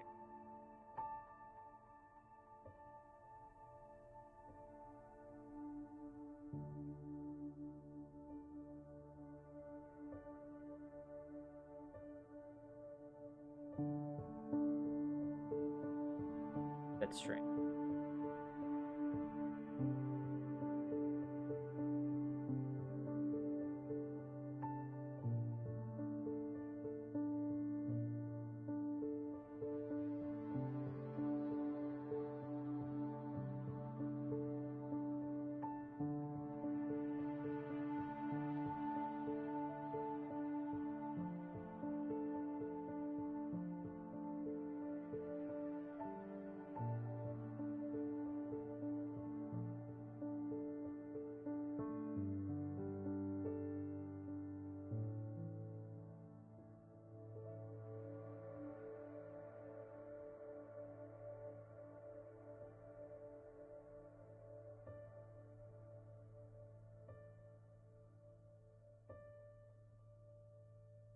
There we go.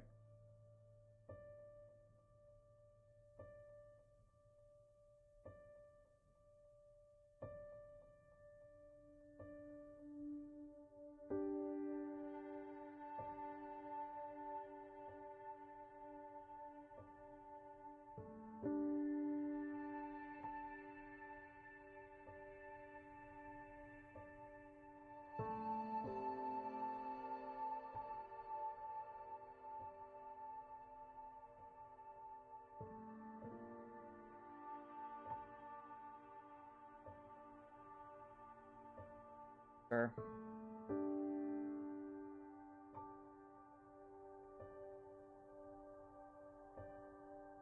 There we go, that's better. Hey.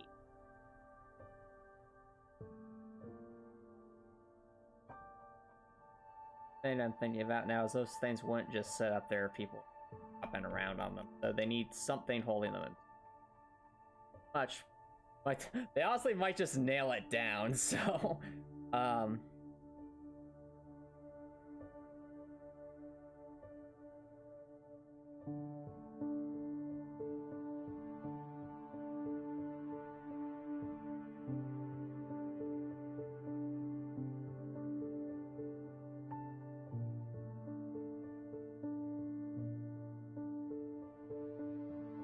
but we don't want it to look like metal is the issue.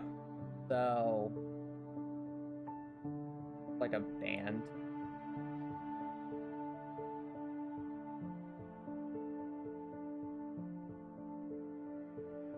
Probably use like rope and things.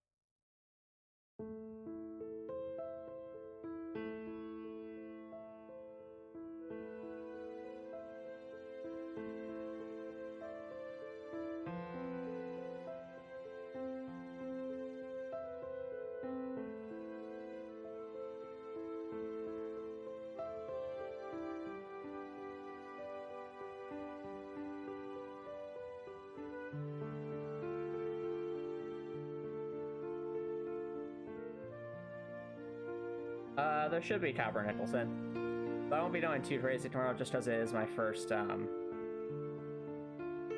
of Elden Ring.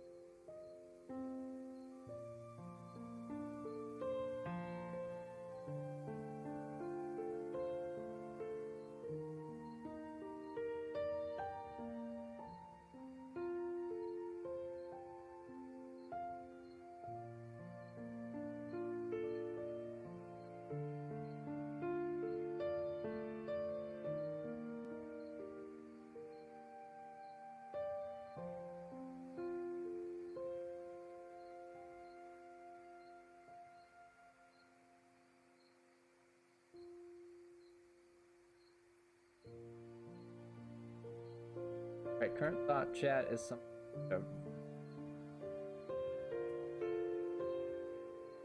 Pull it down since we're trying to think like, okay, people are throwing themselves around on this. They don't want to accidentally bang themselves against.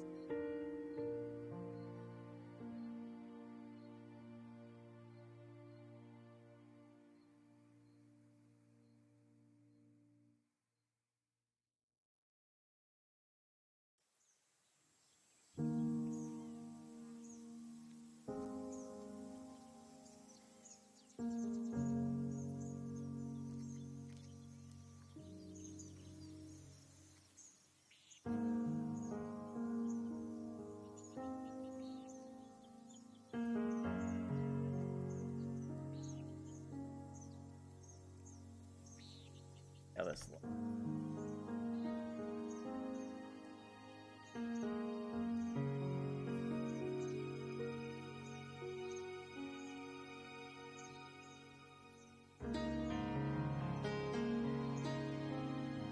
only thing I can think of is if it flips over, it needs to get a stage darker so it.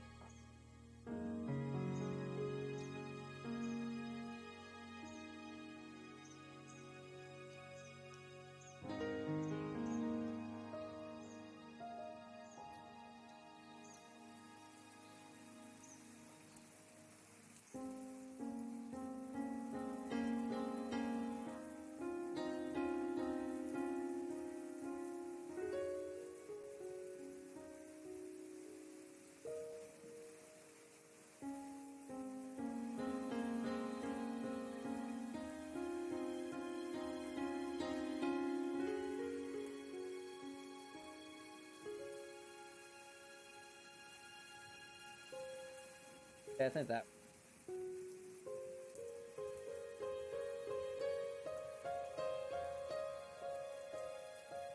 Oh no, that sounds terrifying, Dr. Nicholson.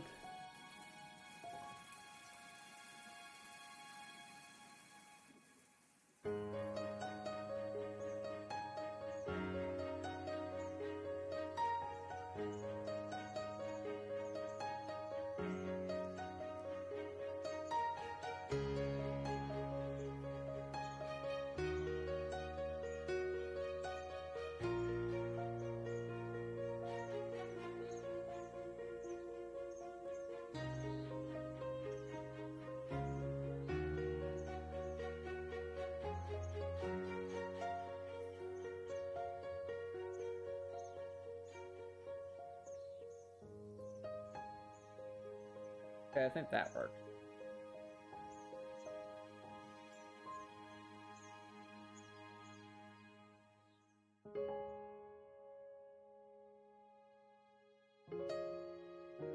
That would be there.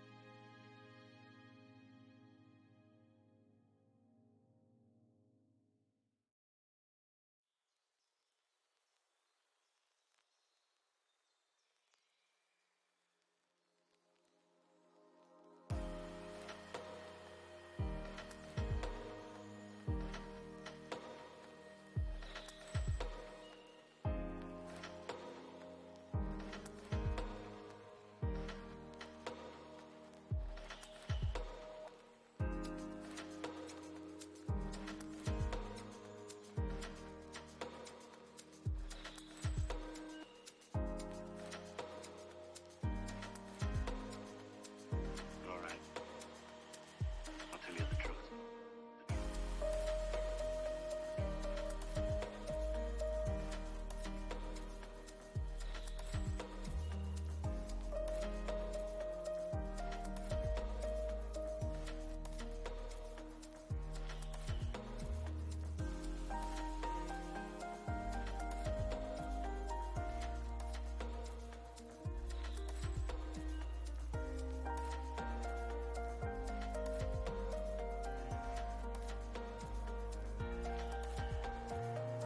Remember all the happy times we had?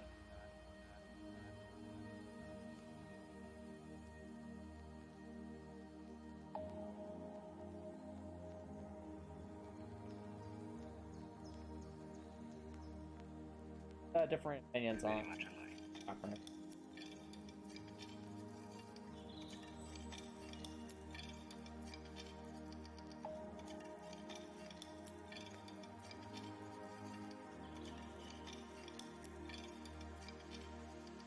Remember all the happy times we had?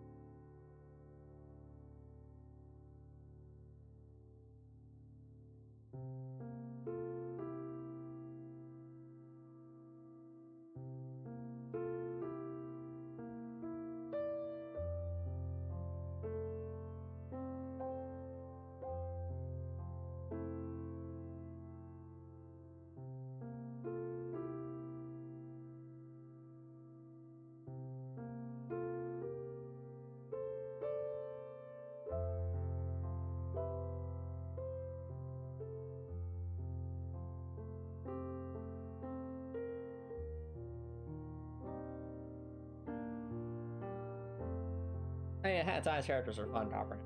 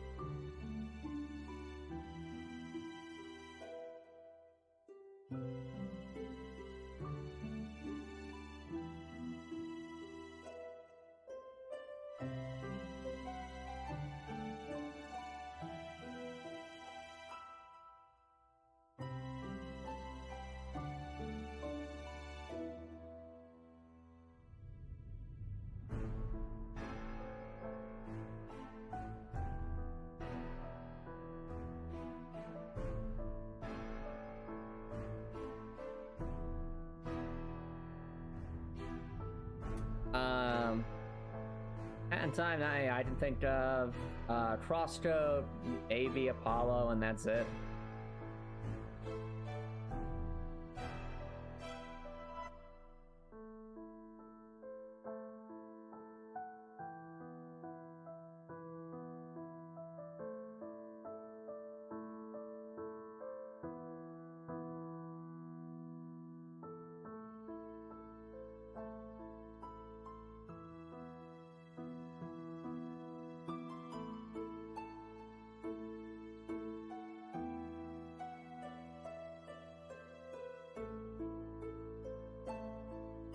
Alright, there we go. Like that look.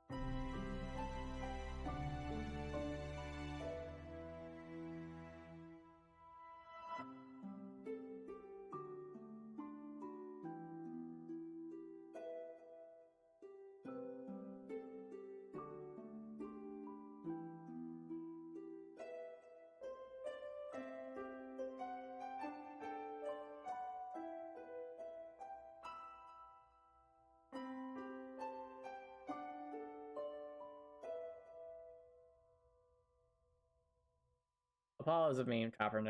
Apollo is a meme.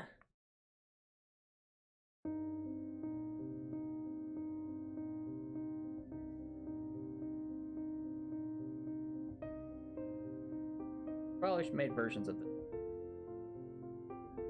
charger.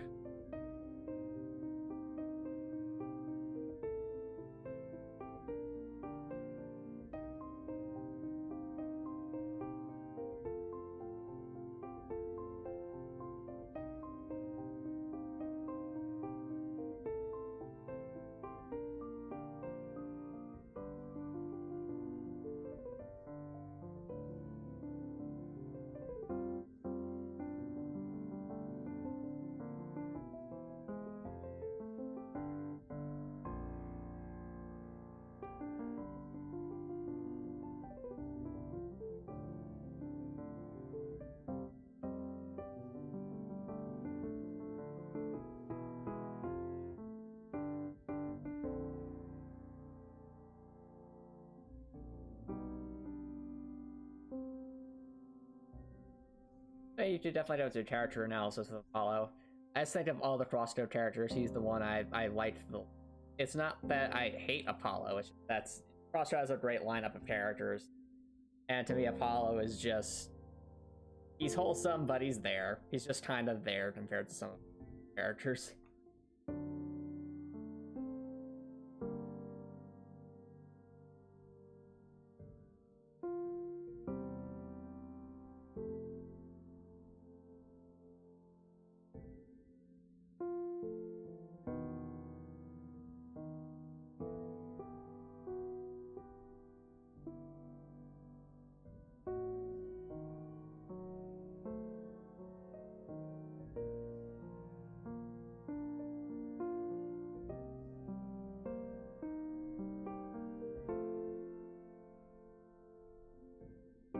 Alright, characters I despise in the games I've played. Now, do you mean just in general, or do you mean the games I've streamed? Because those are two different things. Like, if we're just going games in general, I could probably make a whole list for you. But if I were to just go with the games I've streamed, I would say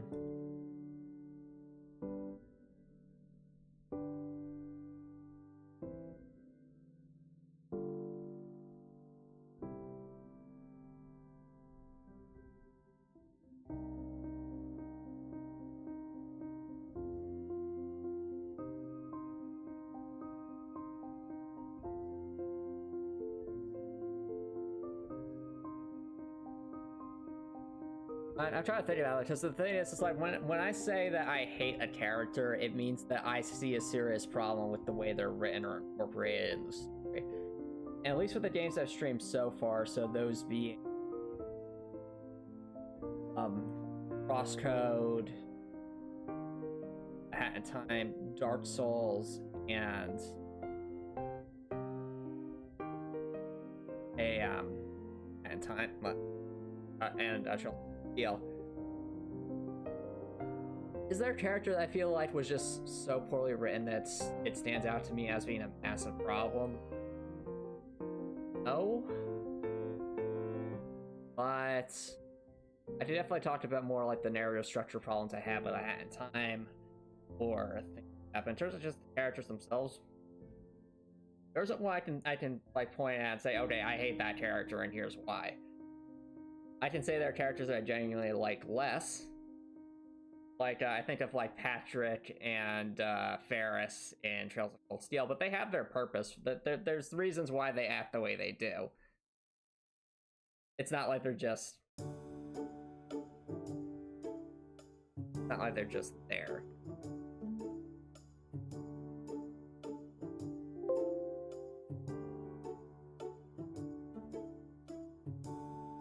Well, that's the thing. It's like I don't like Outfin's shenanigans, but I think as a character, she's at least somewhat interesting, and she definitely has a role to play in her story that isn't forced or anything like that.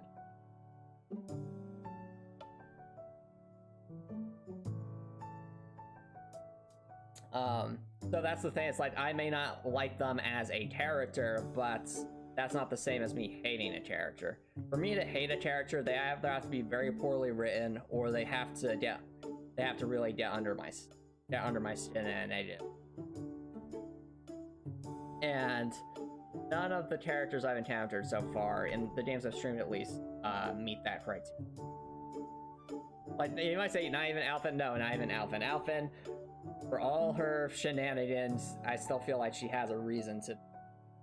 And it's not like every time Alphen's on, it's like, oh my goodness, can we just get this over with already? It's more so like a silly thing, like, oh no, it's Alphen, run away. But that's more for silliness than anything.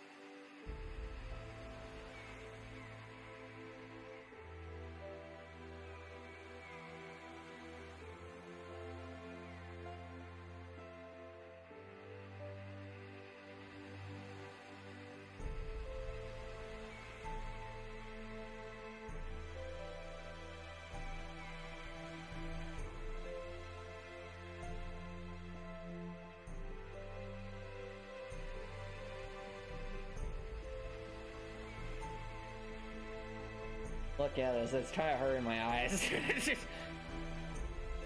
Like, I can definitely see the difference in color palette, but it's like...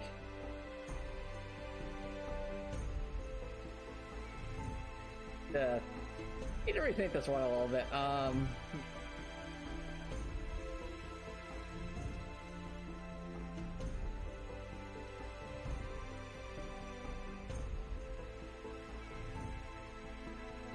I still like the idea of like that big.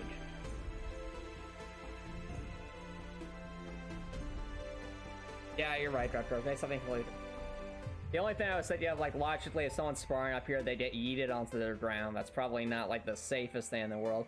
But then I remember, oh wait a minute. Well, if Dorothy can jump, you know, like this and such height, and like fall damage doesn't seem to be. And considering like this is all like extremely meant to be practical, I think they could probably spare. They probably wouldn't necessarily need the mats down here, or like they could probably live with it, conceivably.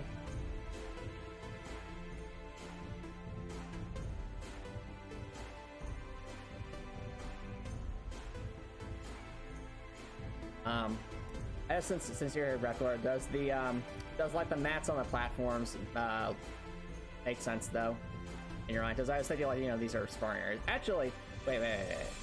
Idea. You have like a different color style mat. So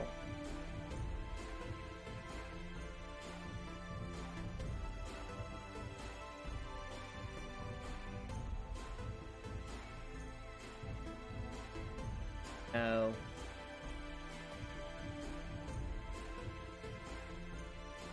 Well, actually, I say like maybe having like different color mats to. Yeah, you're right, Rotor. That does make it.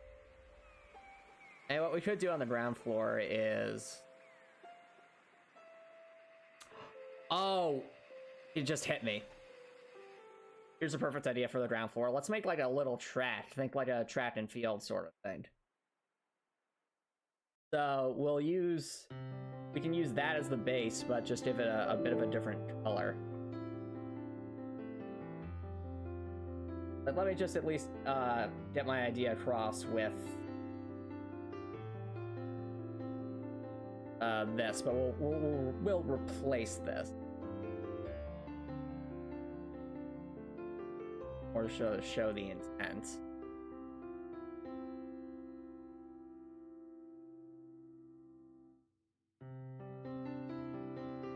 Yeah, it's kind of weird, Gregor, but it happens from time.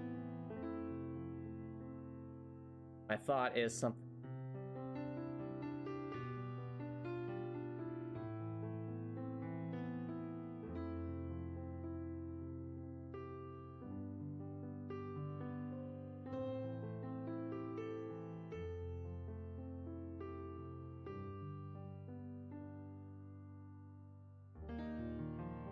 Yo, Spugtip, thanks for dropping by. How's it going, dude?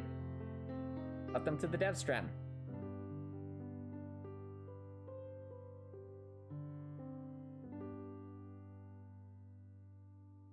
Oh, you have like a little inner circuit here as well.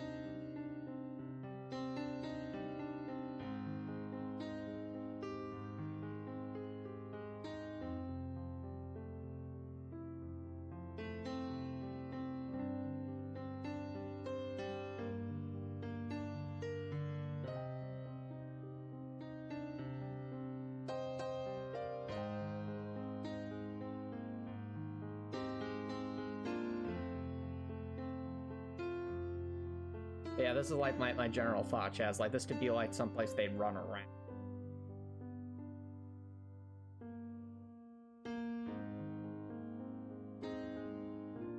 You have a problem with this room? What's that, Drekor?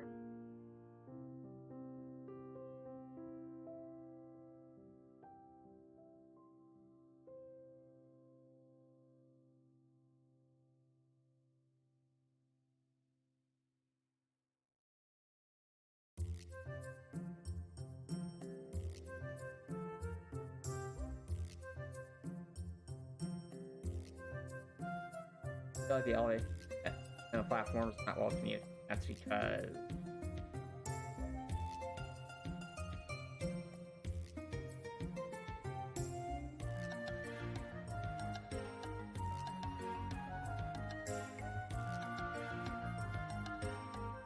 yeah, lines of the track should just. Oh, I know what you're saying, Drekor, but you have to remember this is not that kind of a game, so that isn't there. The one thing I could do to make the elevation more obvious is give gradations on parts of this, but that's it.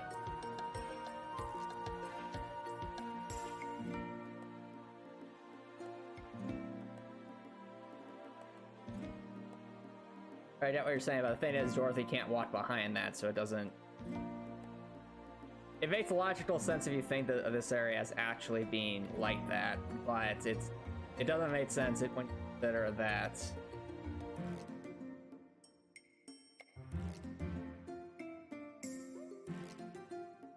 And the alternative idea would be to just have like straight vertical tracks, so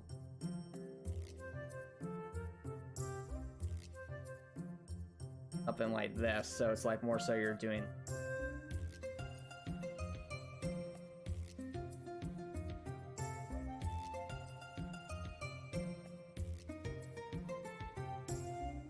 like run back and forth instead.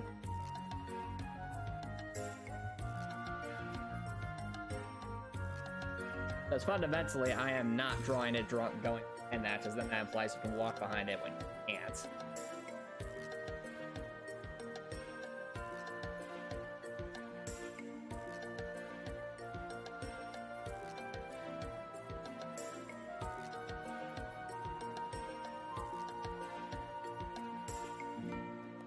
Yep. Go with something like that.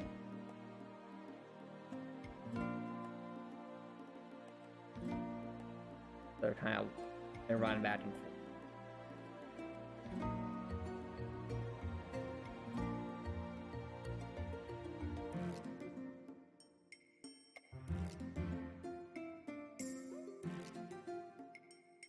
I think we should have some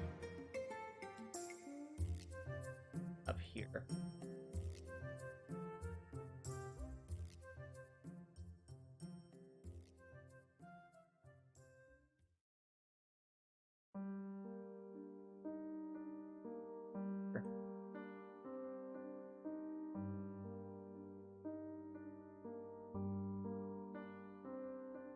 Granted, pretty is a relative term here, but still.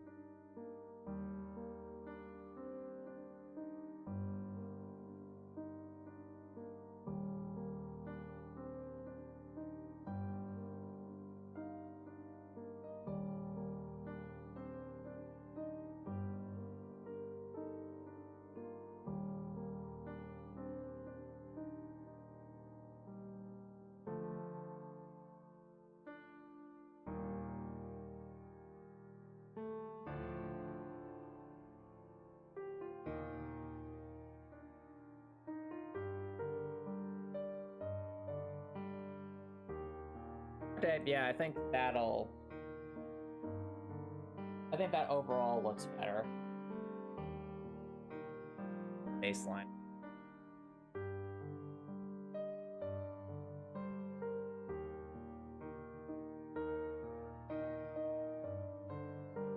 Welcome back, Dr. Nichols. Oh, we're just fixing this room up a bit.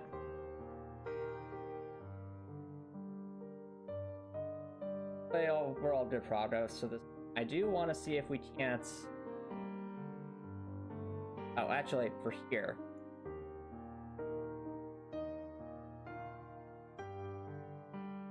Like the darker mats. Do like a little thing here.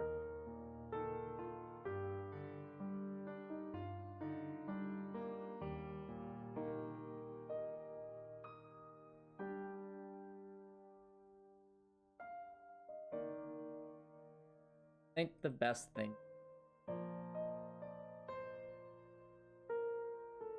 have like row.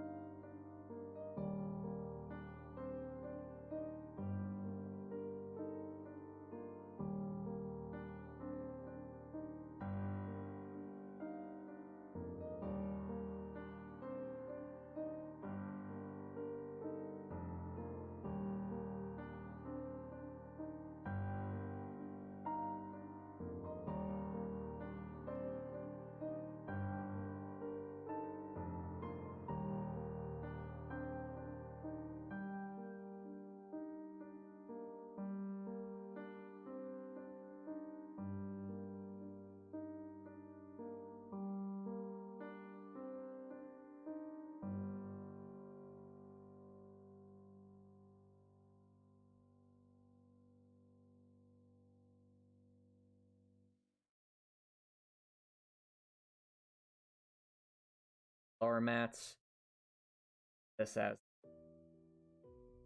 and might do like a little ring around.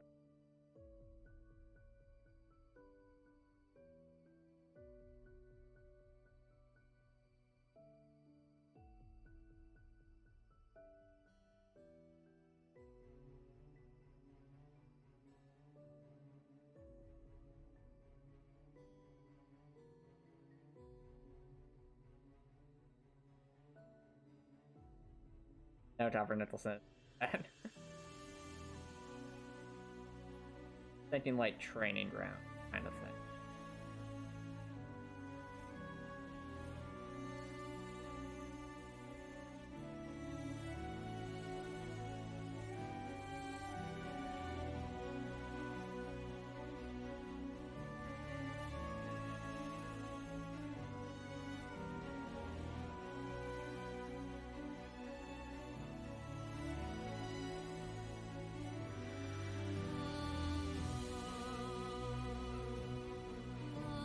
There we go. I think that looks cool. And here.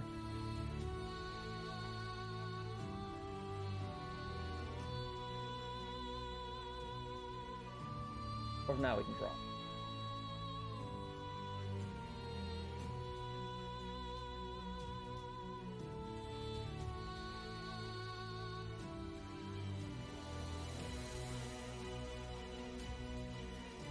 Disney color cabinets.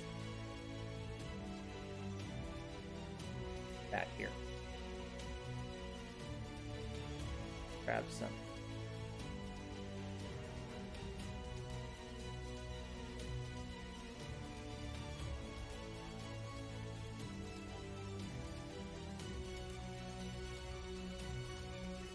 Oh, good question, Copper Nicholson. So, this is like a sparring room, so you can see if we would have 2 to 4 people on here in some kind of spar, trying to throw themselves off on the screen here. That ends, we might actually kind of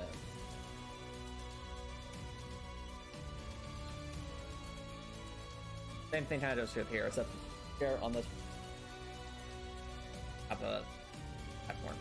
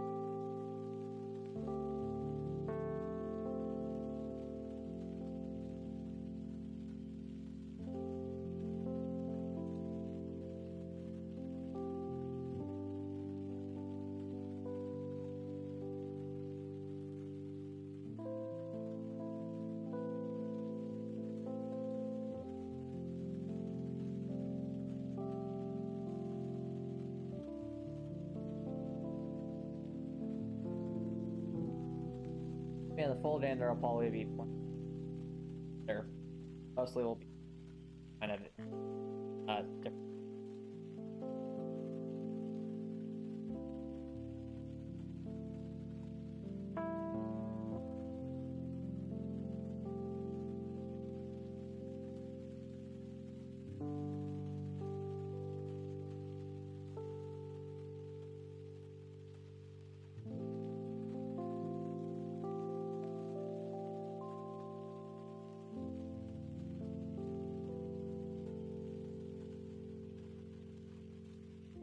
Yes, Cavern Nicholson. Actually, wait. Isn't that? Oh, I guess that is technically that could be an idea, Cavern Nicholson. I didn't even think about that. Like we have bathrooms, but no like place to wash up. So I think that's actually what this area over here will be. So this should be like shower stalls or something like that. So let's that's the ideas list. Good point, Coppernickel. So definitely locker room, showers.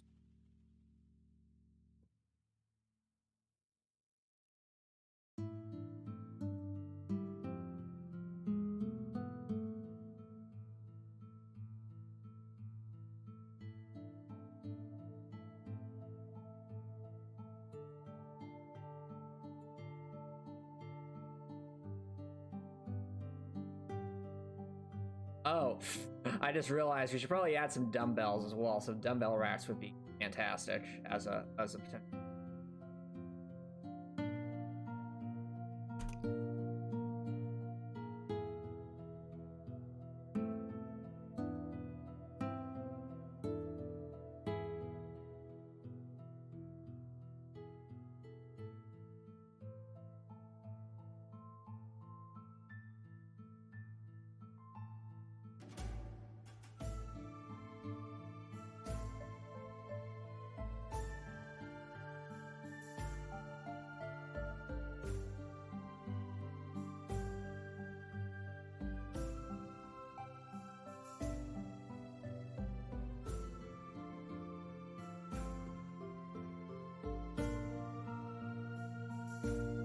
Also, like pull apart.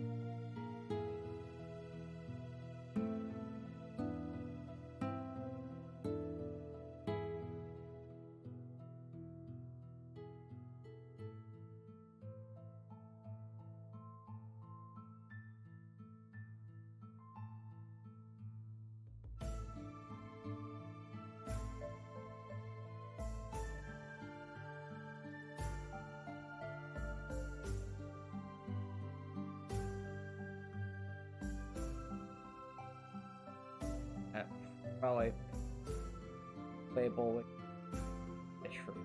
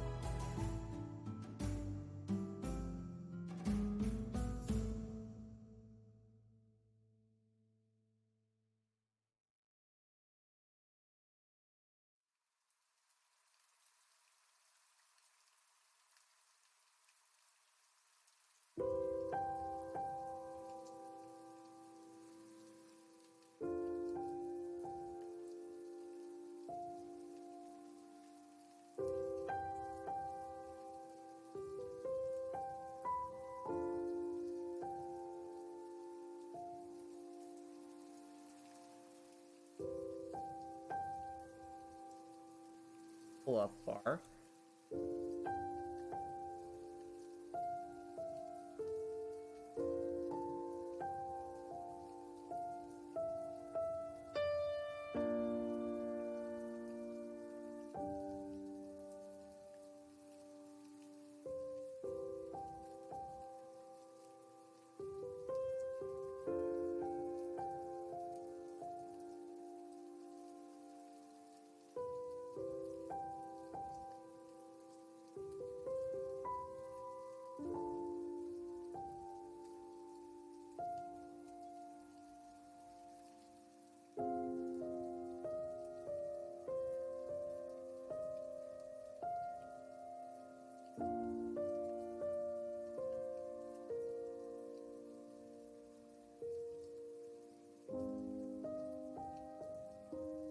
Alright, sounds good, Record. What you got so far?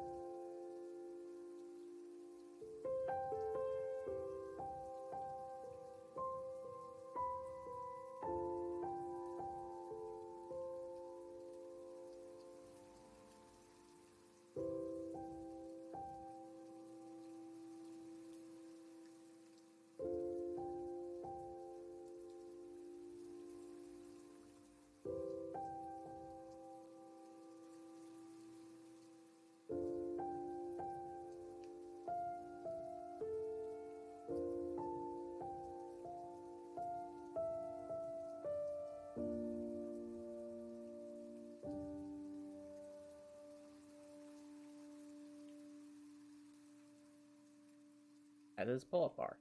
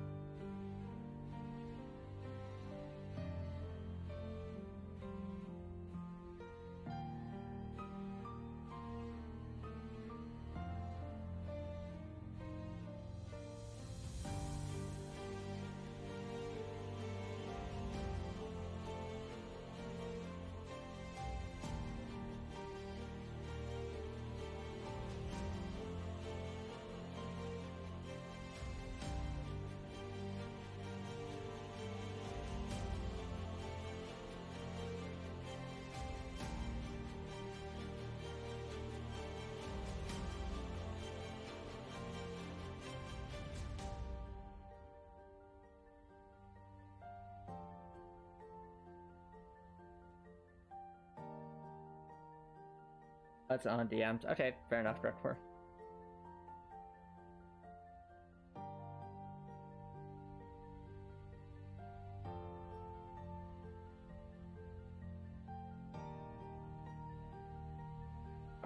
Well, Drekor, don't be afraid to ask for help from people willing to support you. You might think internally you're being a nuisance, but in actuality, people like to be helpful. So if you want to...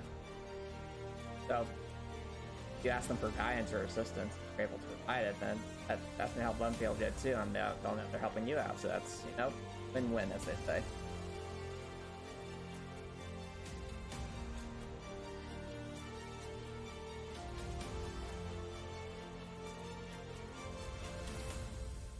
Let's craft.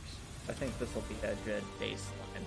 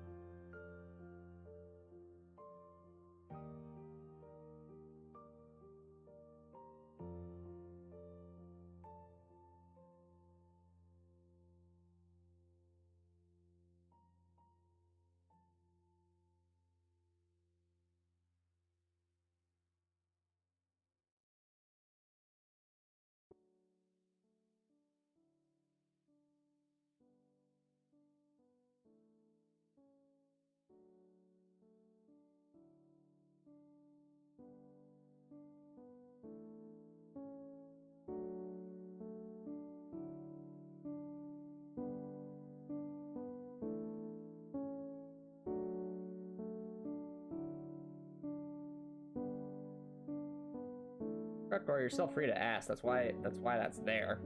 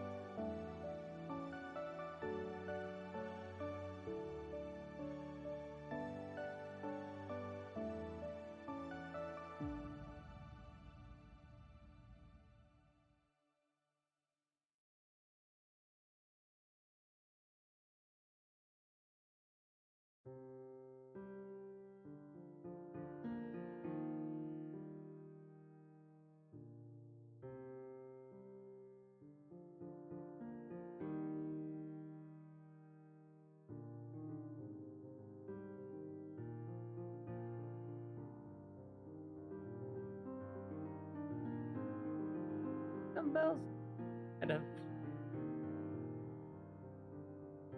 actually be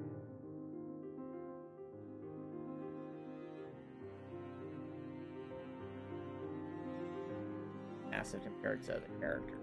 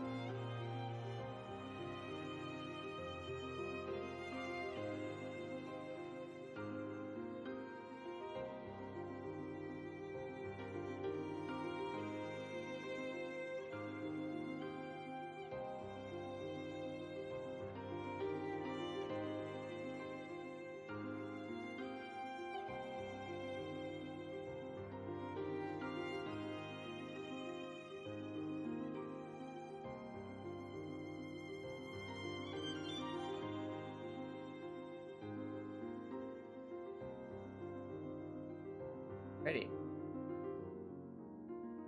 Have dumbbell.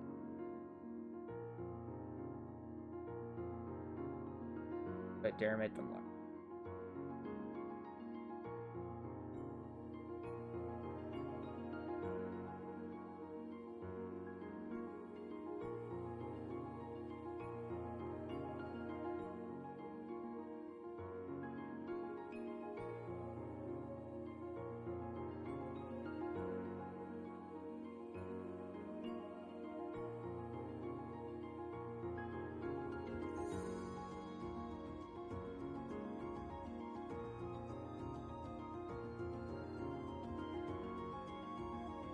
Also have like a barbell rack. That'd be a good thing.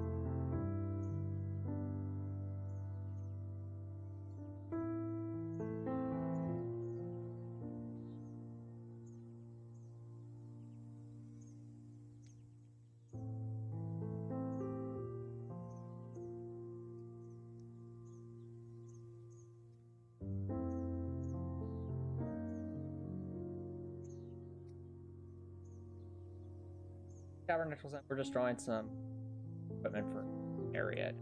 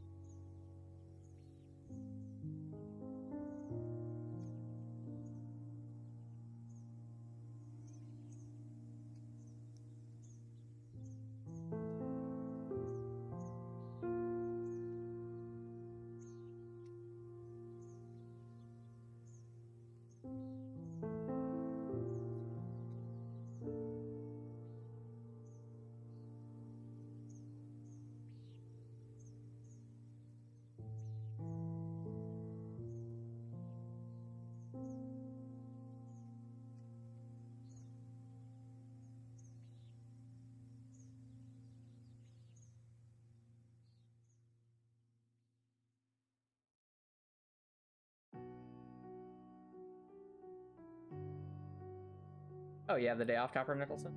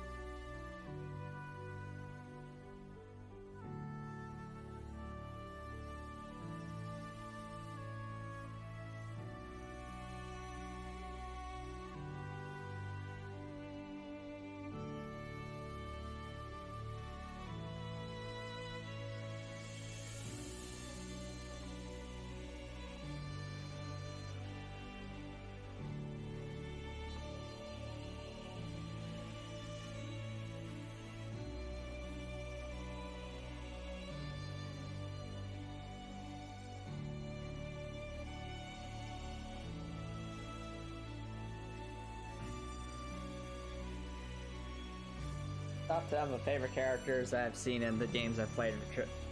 Similar. Okay, that's tough for different reasons because I like so many other characters.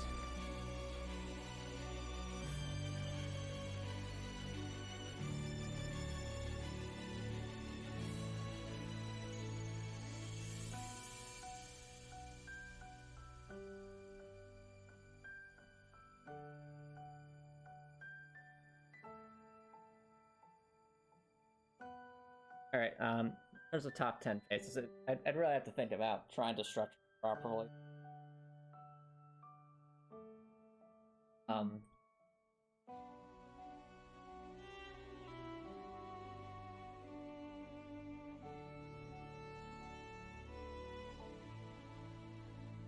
want to go with my favorite characters.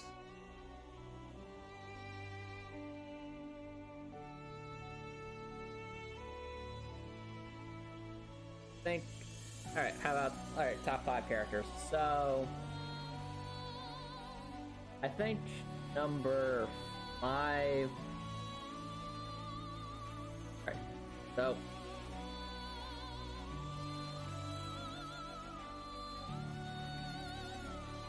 Five would probably be Reen. Actually, no, not Reen. Number 5 would probably be Hat Kid, because Hat Kid is very... Hat Kid may be an agent of chaos, but she is the best agent of chaos. Very silly, she has a caring side to her, but she also just causes destruction wherever she goes. It's kind of hilarious. Now, number 5 is Hat Kid, Copper Nicholson.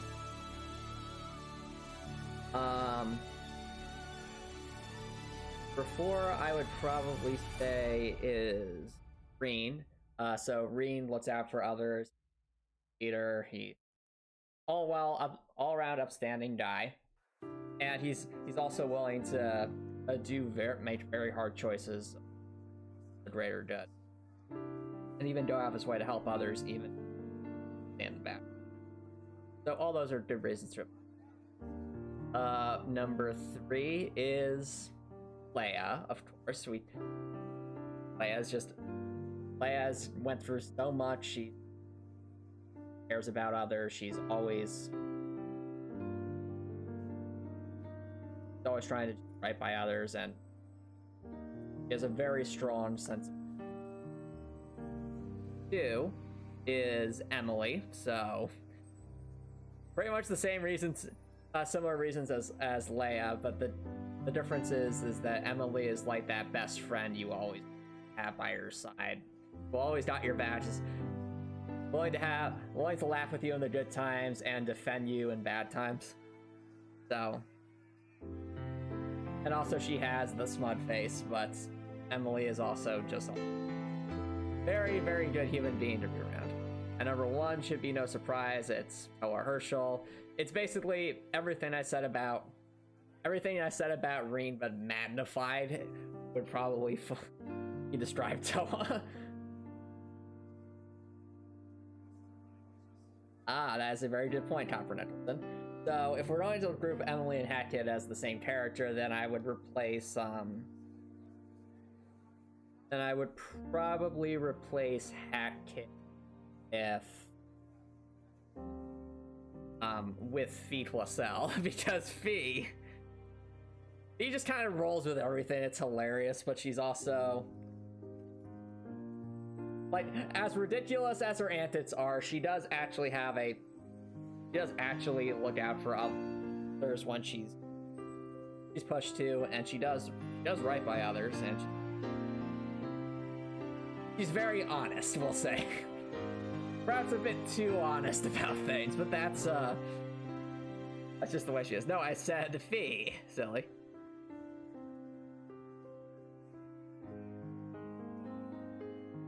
So yeah, that would be it. It would go Fee, Rhea, Emily, Ella. Oh, hey, Record. We finished the dumbbells, which I think it will add stuff. And I was just describing my top 5 favorite characters from our stream. And the list goes 5 is Fee, 4 is Reen, Leia, 2 is Emily. So that's Probably surprised no one. Not all of those are waifus, silly Copper Nickel.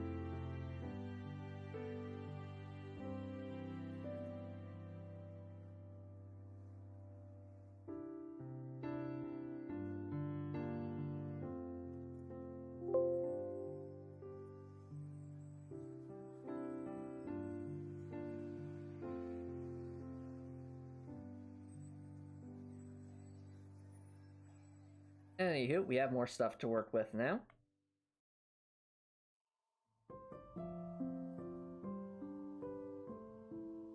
So what I'm thinking.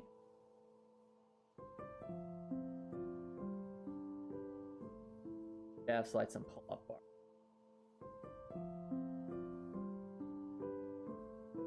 Oh wow, that's actually. Going to have to change that.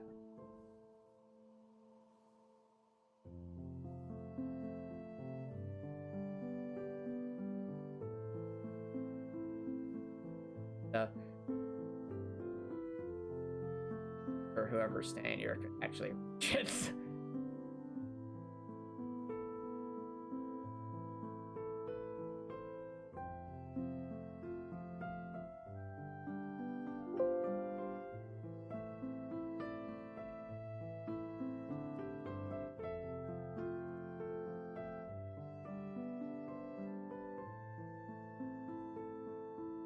Well, now Copper Nicholson. I would still keep Emily higher at number 5.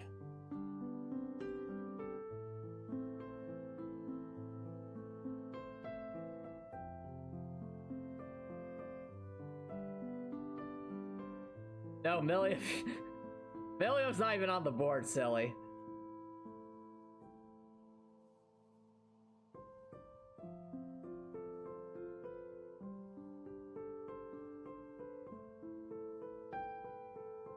You want me to make... If you want me to make a list of characters that Antomicx doesn't like, that's not the same thing as hate. Doesn't like just means they're not my cup of tea for various reasons. I feel like 4 of them would... Like Milliam, Sarah, Sharon, and Alphen would all be on that list.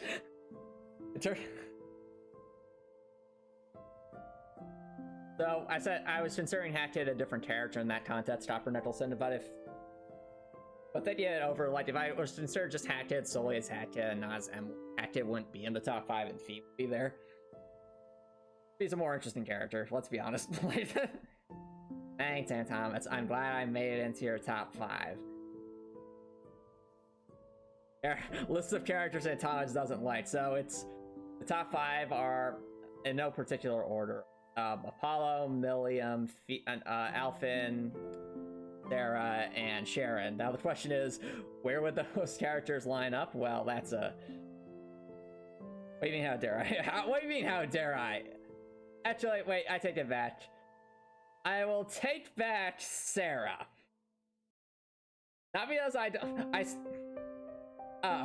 won't take back Sarah, that's a fair point. Okay, yeah, I mean, that's fair. Apollo has some gaming quality. So you know what?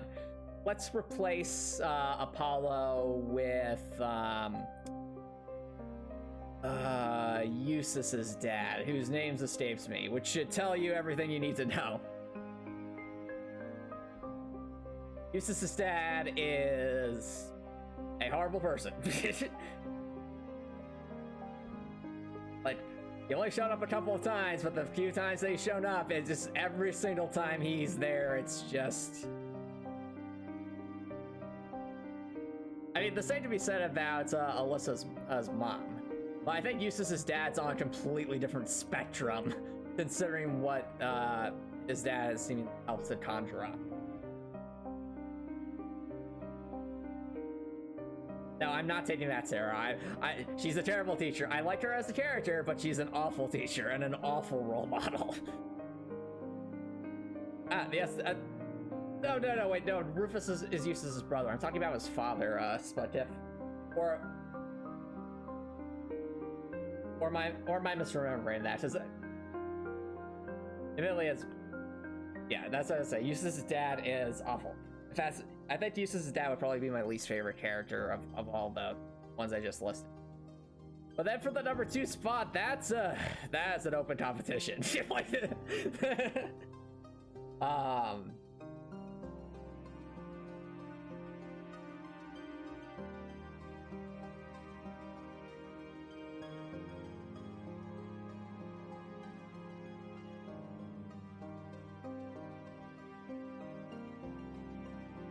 I think we're gonna have to rethink this area at some point. Like, I like the pull-up bars and stuff, but the weight.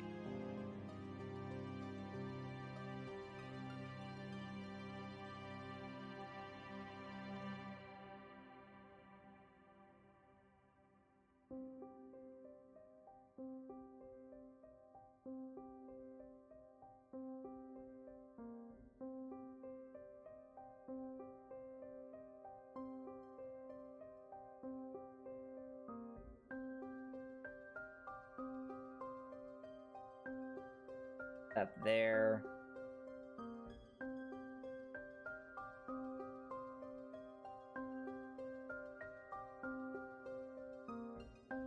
That's kind of cool.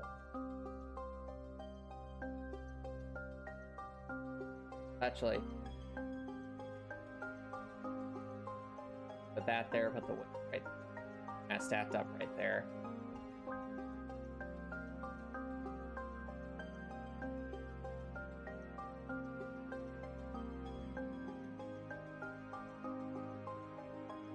Bathroom.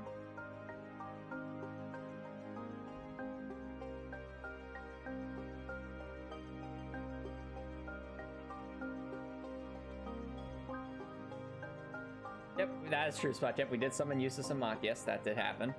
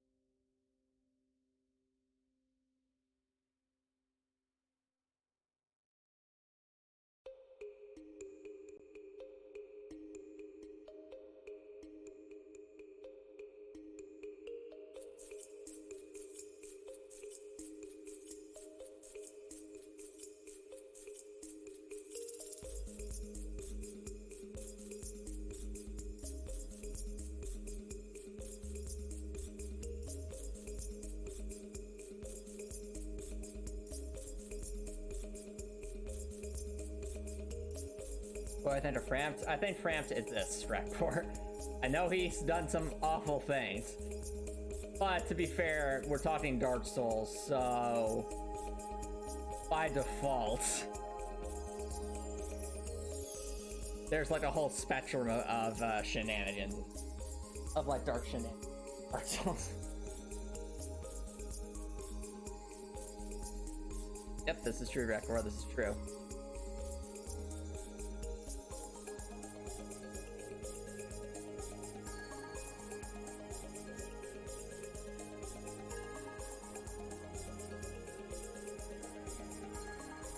That's my counterpoint. Who expects nice things in Dark Souls is asking a bit much.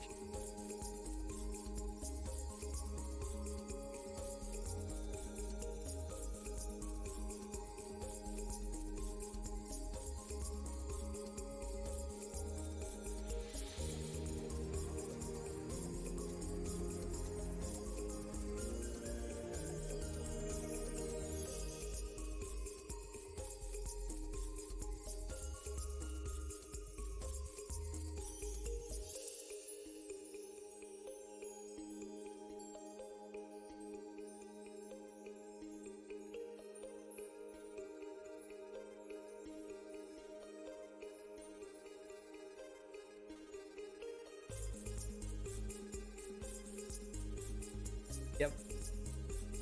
I liked how Director, like, even when we were going to the final boss, I think France was still asleep. That was just funny.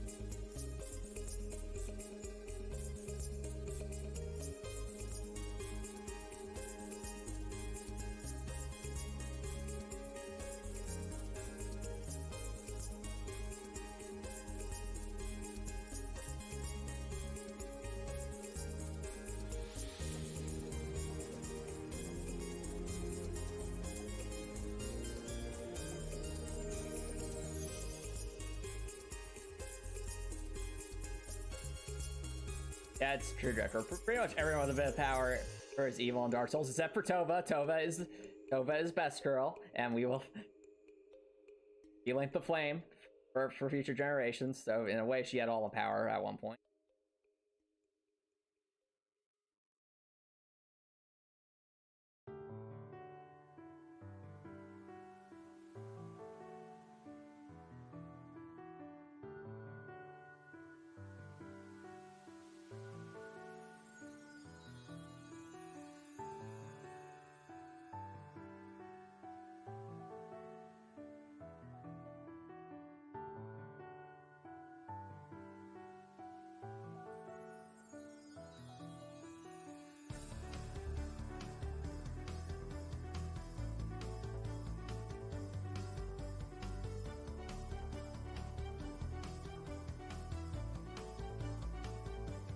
Alright. There's that room.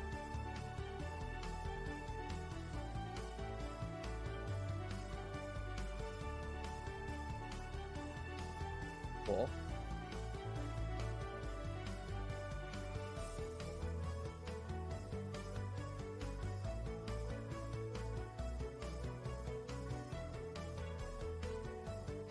Listen, Copper Nicholson, I would be extremely surprised if Elden Ring's final boss made any reference to, like, Soul of Sin.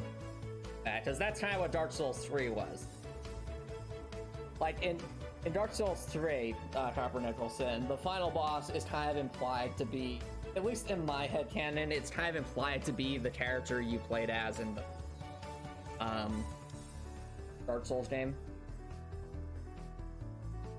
They have such a diverse attack pool, and even called the Soul of Cinder. Very true, Dreadlord. Gao's just best boy. And he also just best archer ever. Is able to snipe Calamite while being blind with a great arrow. That takes some skill.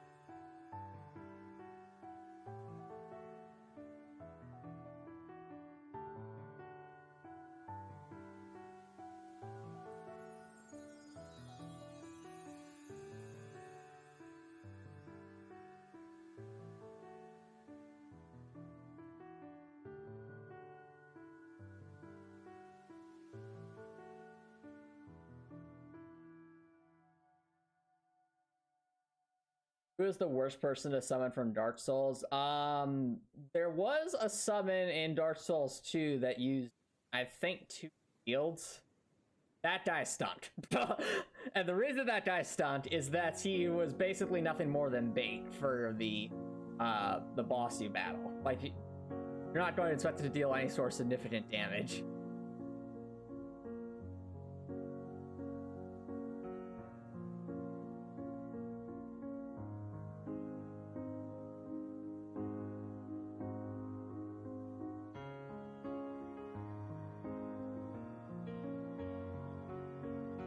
Oh, sorry, you meant into a stream.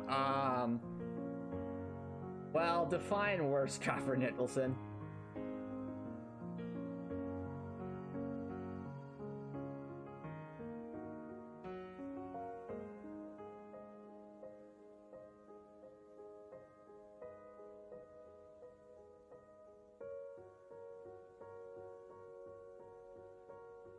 Yeah, probably like Patches, or like Patches because he's like always trying to be tricky with people.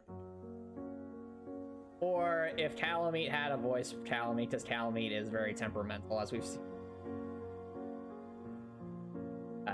Talameet is Cat Dragon.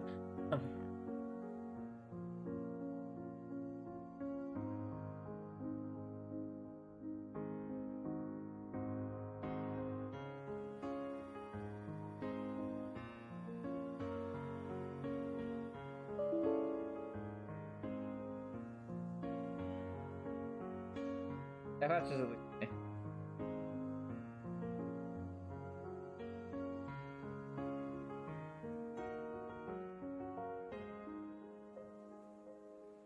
true. Patches is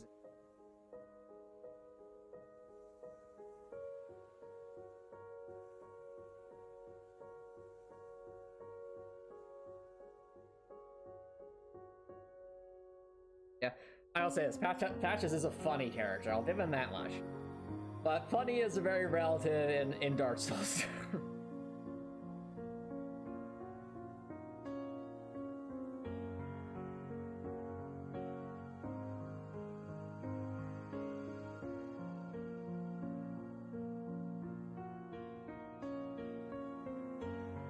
And doing that should be.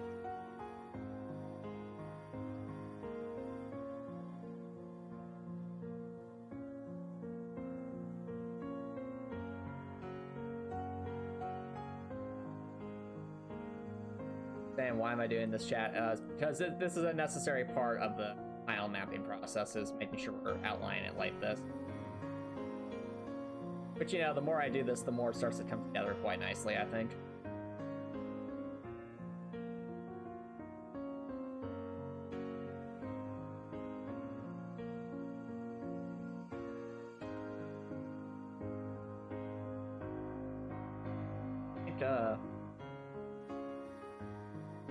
The dungeon seemed better than it actually.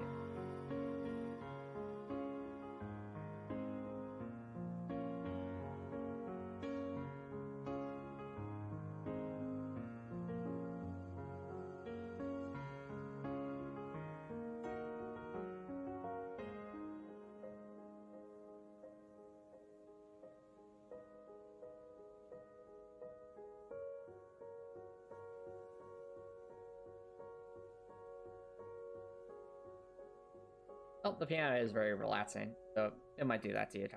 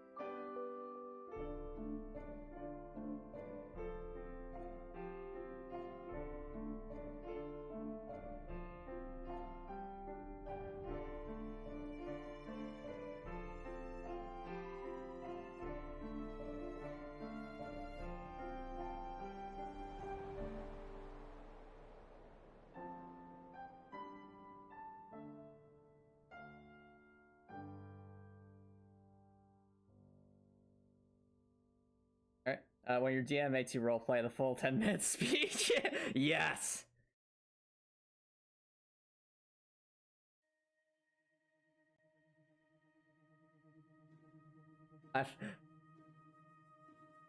Those should be a lot of fun though, SpongeBob. Like, one of my favorite things about D&D is being able to do those fun heroic speeches if you're the player, those fun villainous or the DM. It's always interesting to hear what the players are going to say in response to like the antagonist, right?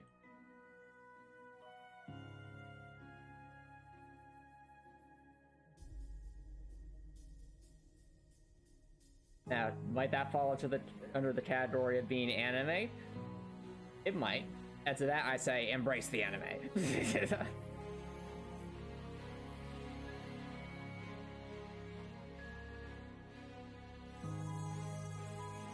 I see Smutja.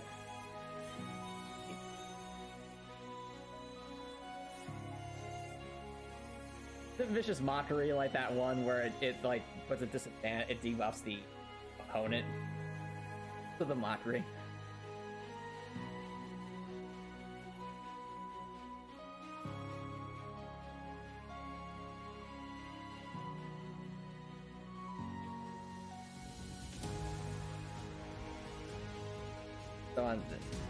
And then they just slump over. Oh, it actually deals damage. I see. So it really is vicious mockery. I get it.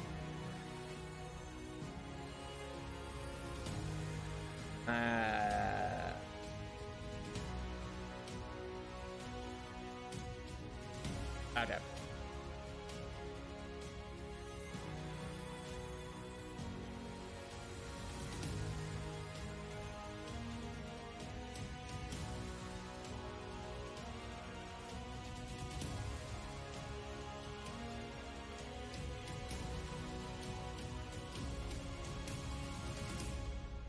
Is that psychic damage though, Copper Nicholson? Is it? I think that's just general discombobulation.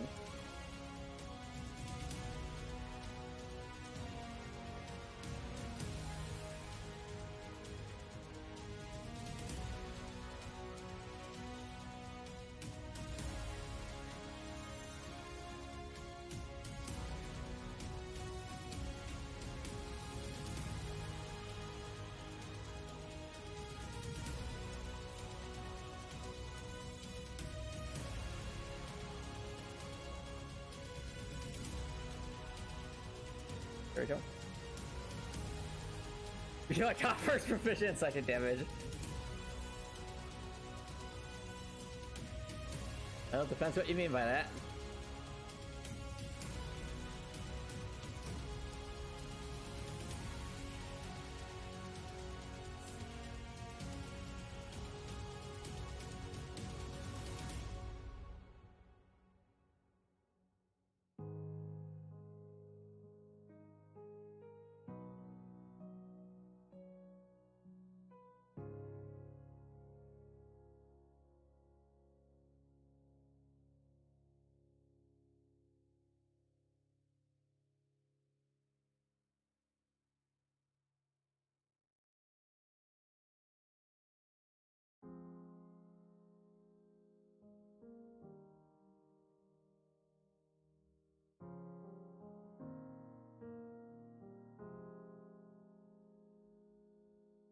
Minor psychic damage but still damage. Okay, okay.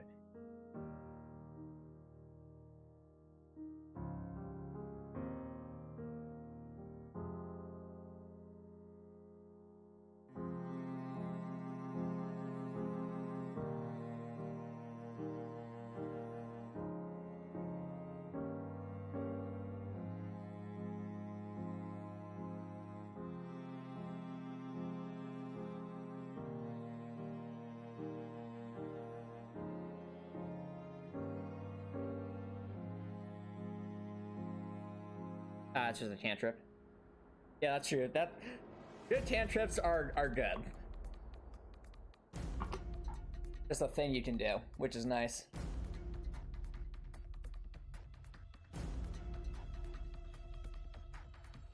proceeds to make everything a trip.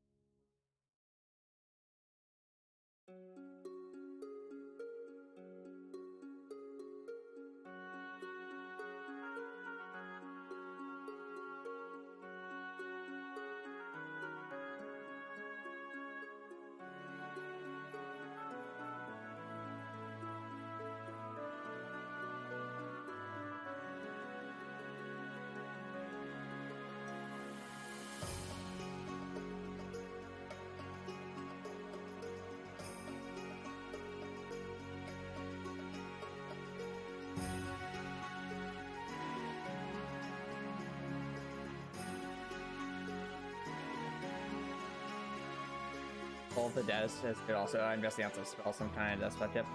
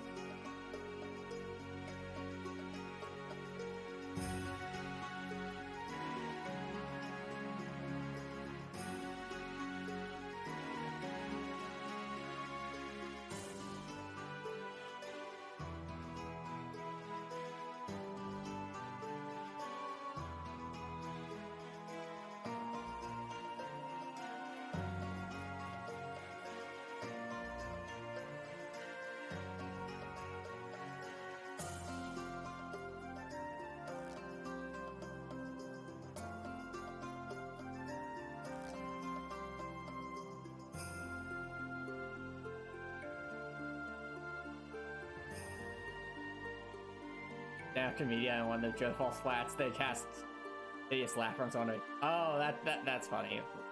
I like that's funny. I like it. And it.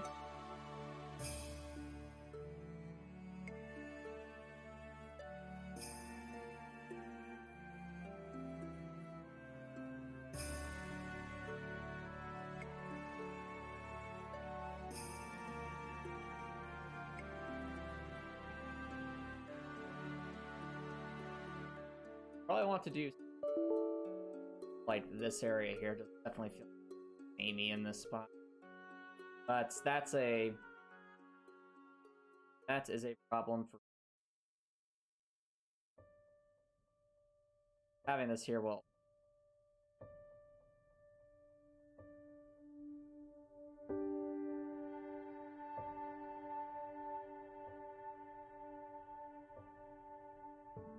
Oh, also sweat tips into here. I will mention, tomorrow night I will at 6:30.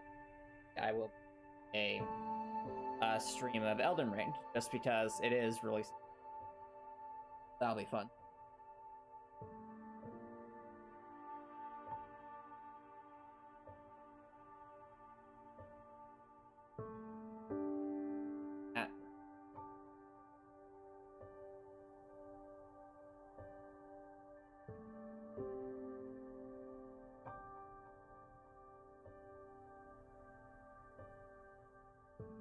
And we don't have one.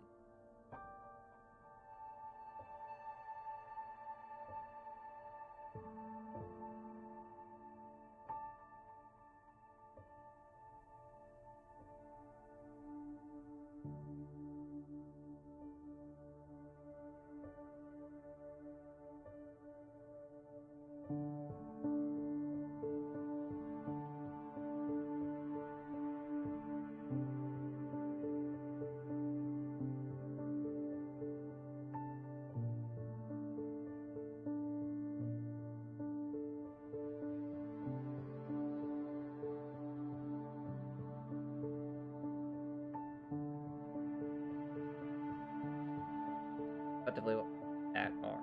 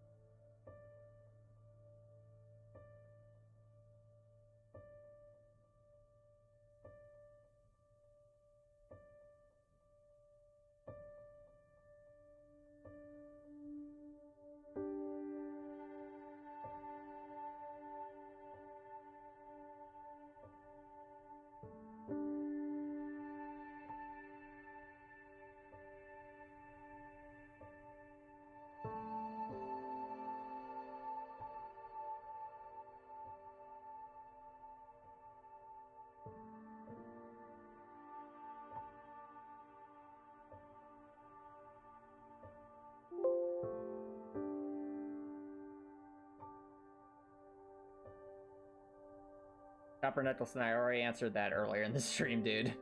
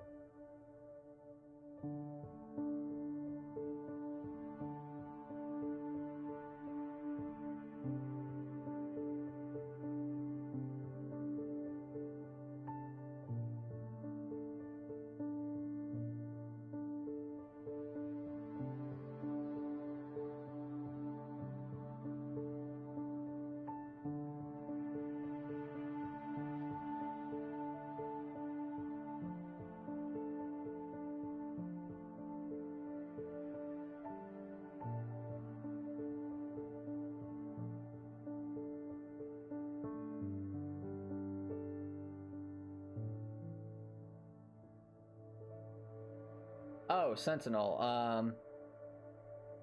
Oh yeah, that's a good one if you're trying to be like the person who slows things down or blocks an area.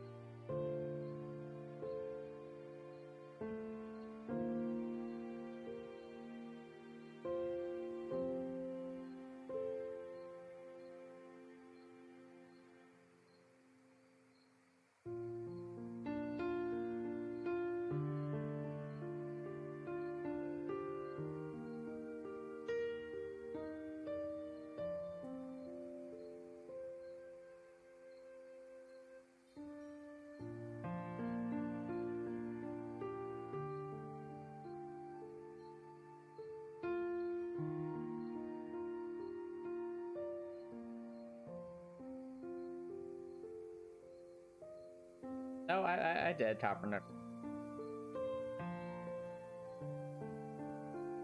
It depends how many levels you guys go up.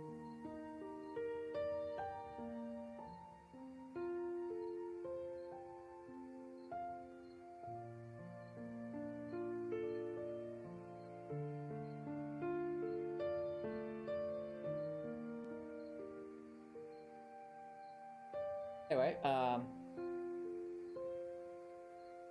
later I think that overhead view. It seem like we were spending a lot of time in Raphidsdale doing a new thing. But a bird's eye view, notice that just for context, before the stream, the only thing here on the left side that was hydroponic cavern. And now, as you can see, if we scroll down here, look, we got ourselves some eggs. And now we have like our own little training area, and there's targets. So we completed 3 and I will say a quarter-ish routes. So I think that was a very... Oh, I know, right, Greg? It really is impressive how much you get done while we're constantly for a long time.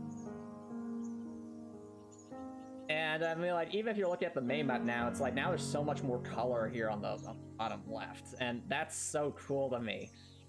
It's the quote from the Emperor's New Groove. Oh yeah, it's all coming together. Now I might want to add some just a smidge more details in a future strand, like maybe some lockers here. We're definitely going to do like a shower room. This will be we'll do something for the Cabrattle hatchery. Just the hatchery. Damn, I really like these eggs, like these shells of eggs. Like, to me, this is just I don't know what it is about this particular tile set, but I like it. Yeah.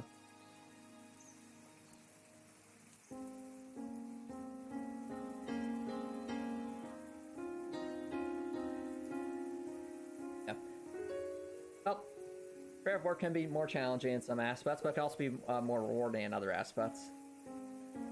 But yeah, we definitely feel like we've made some great progress on the tile mapping for the dungeon.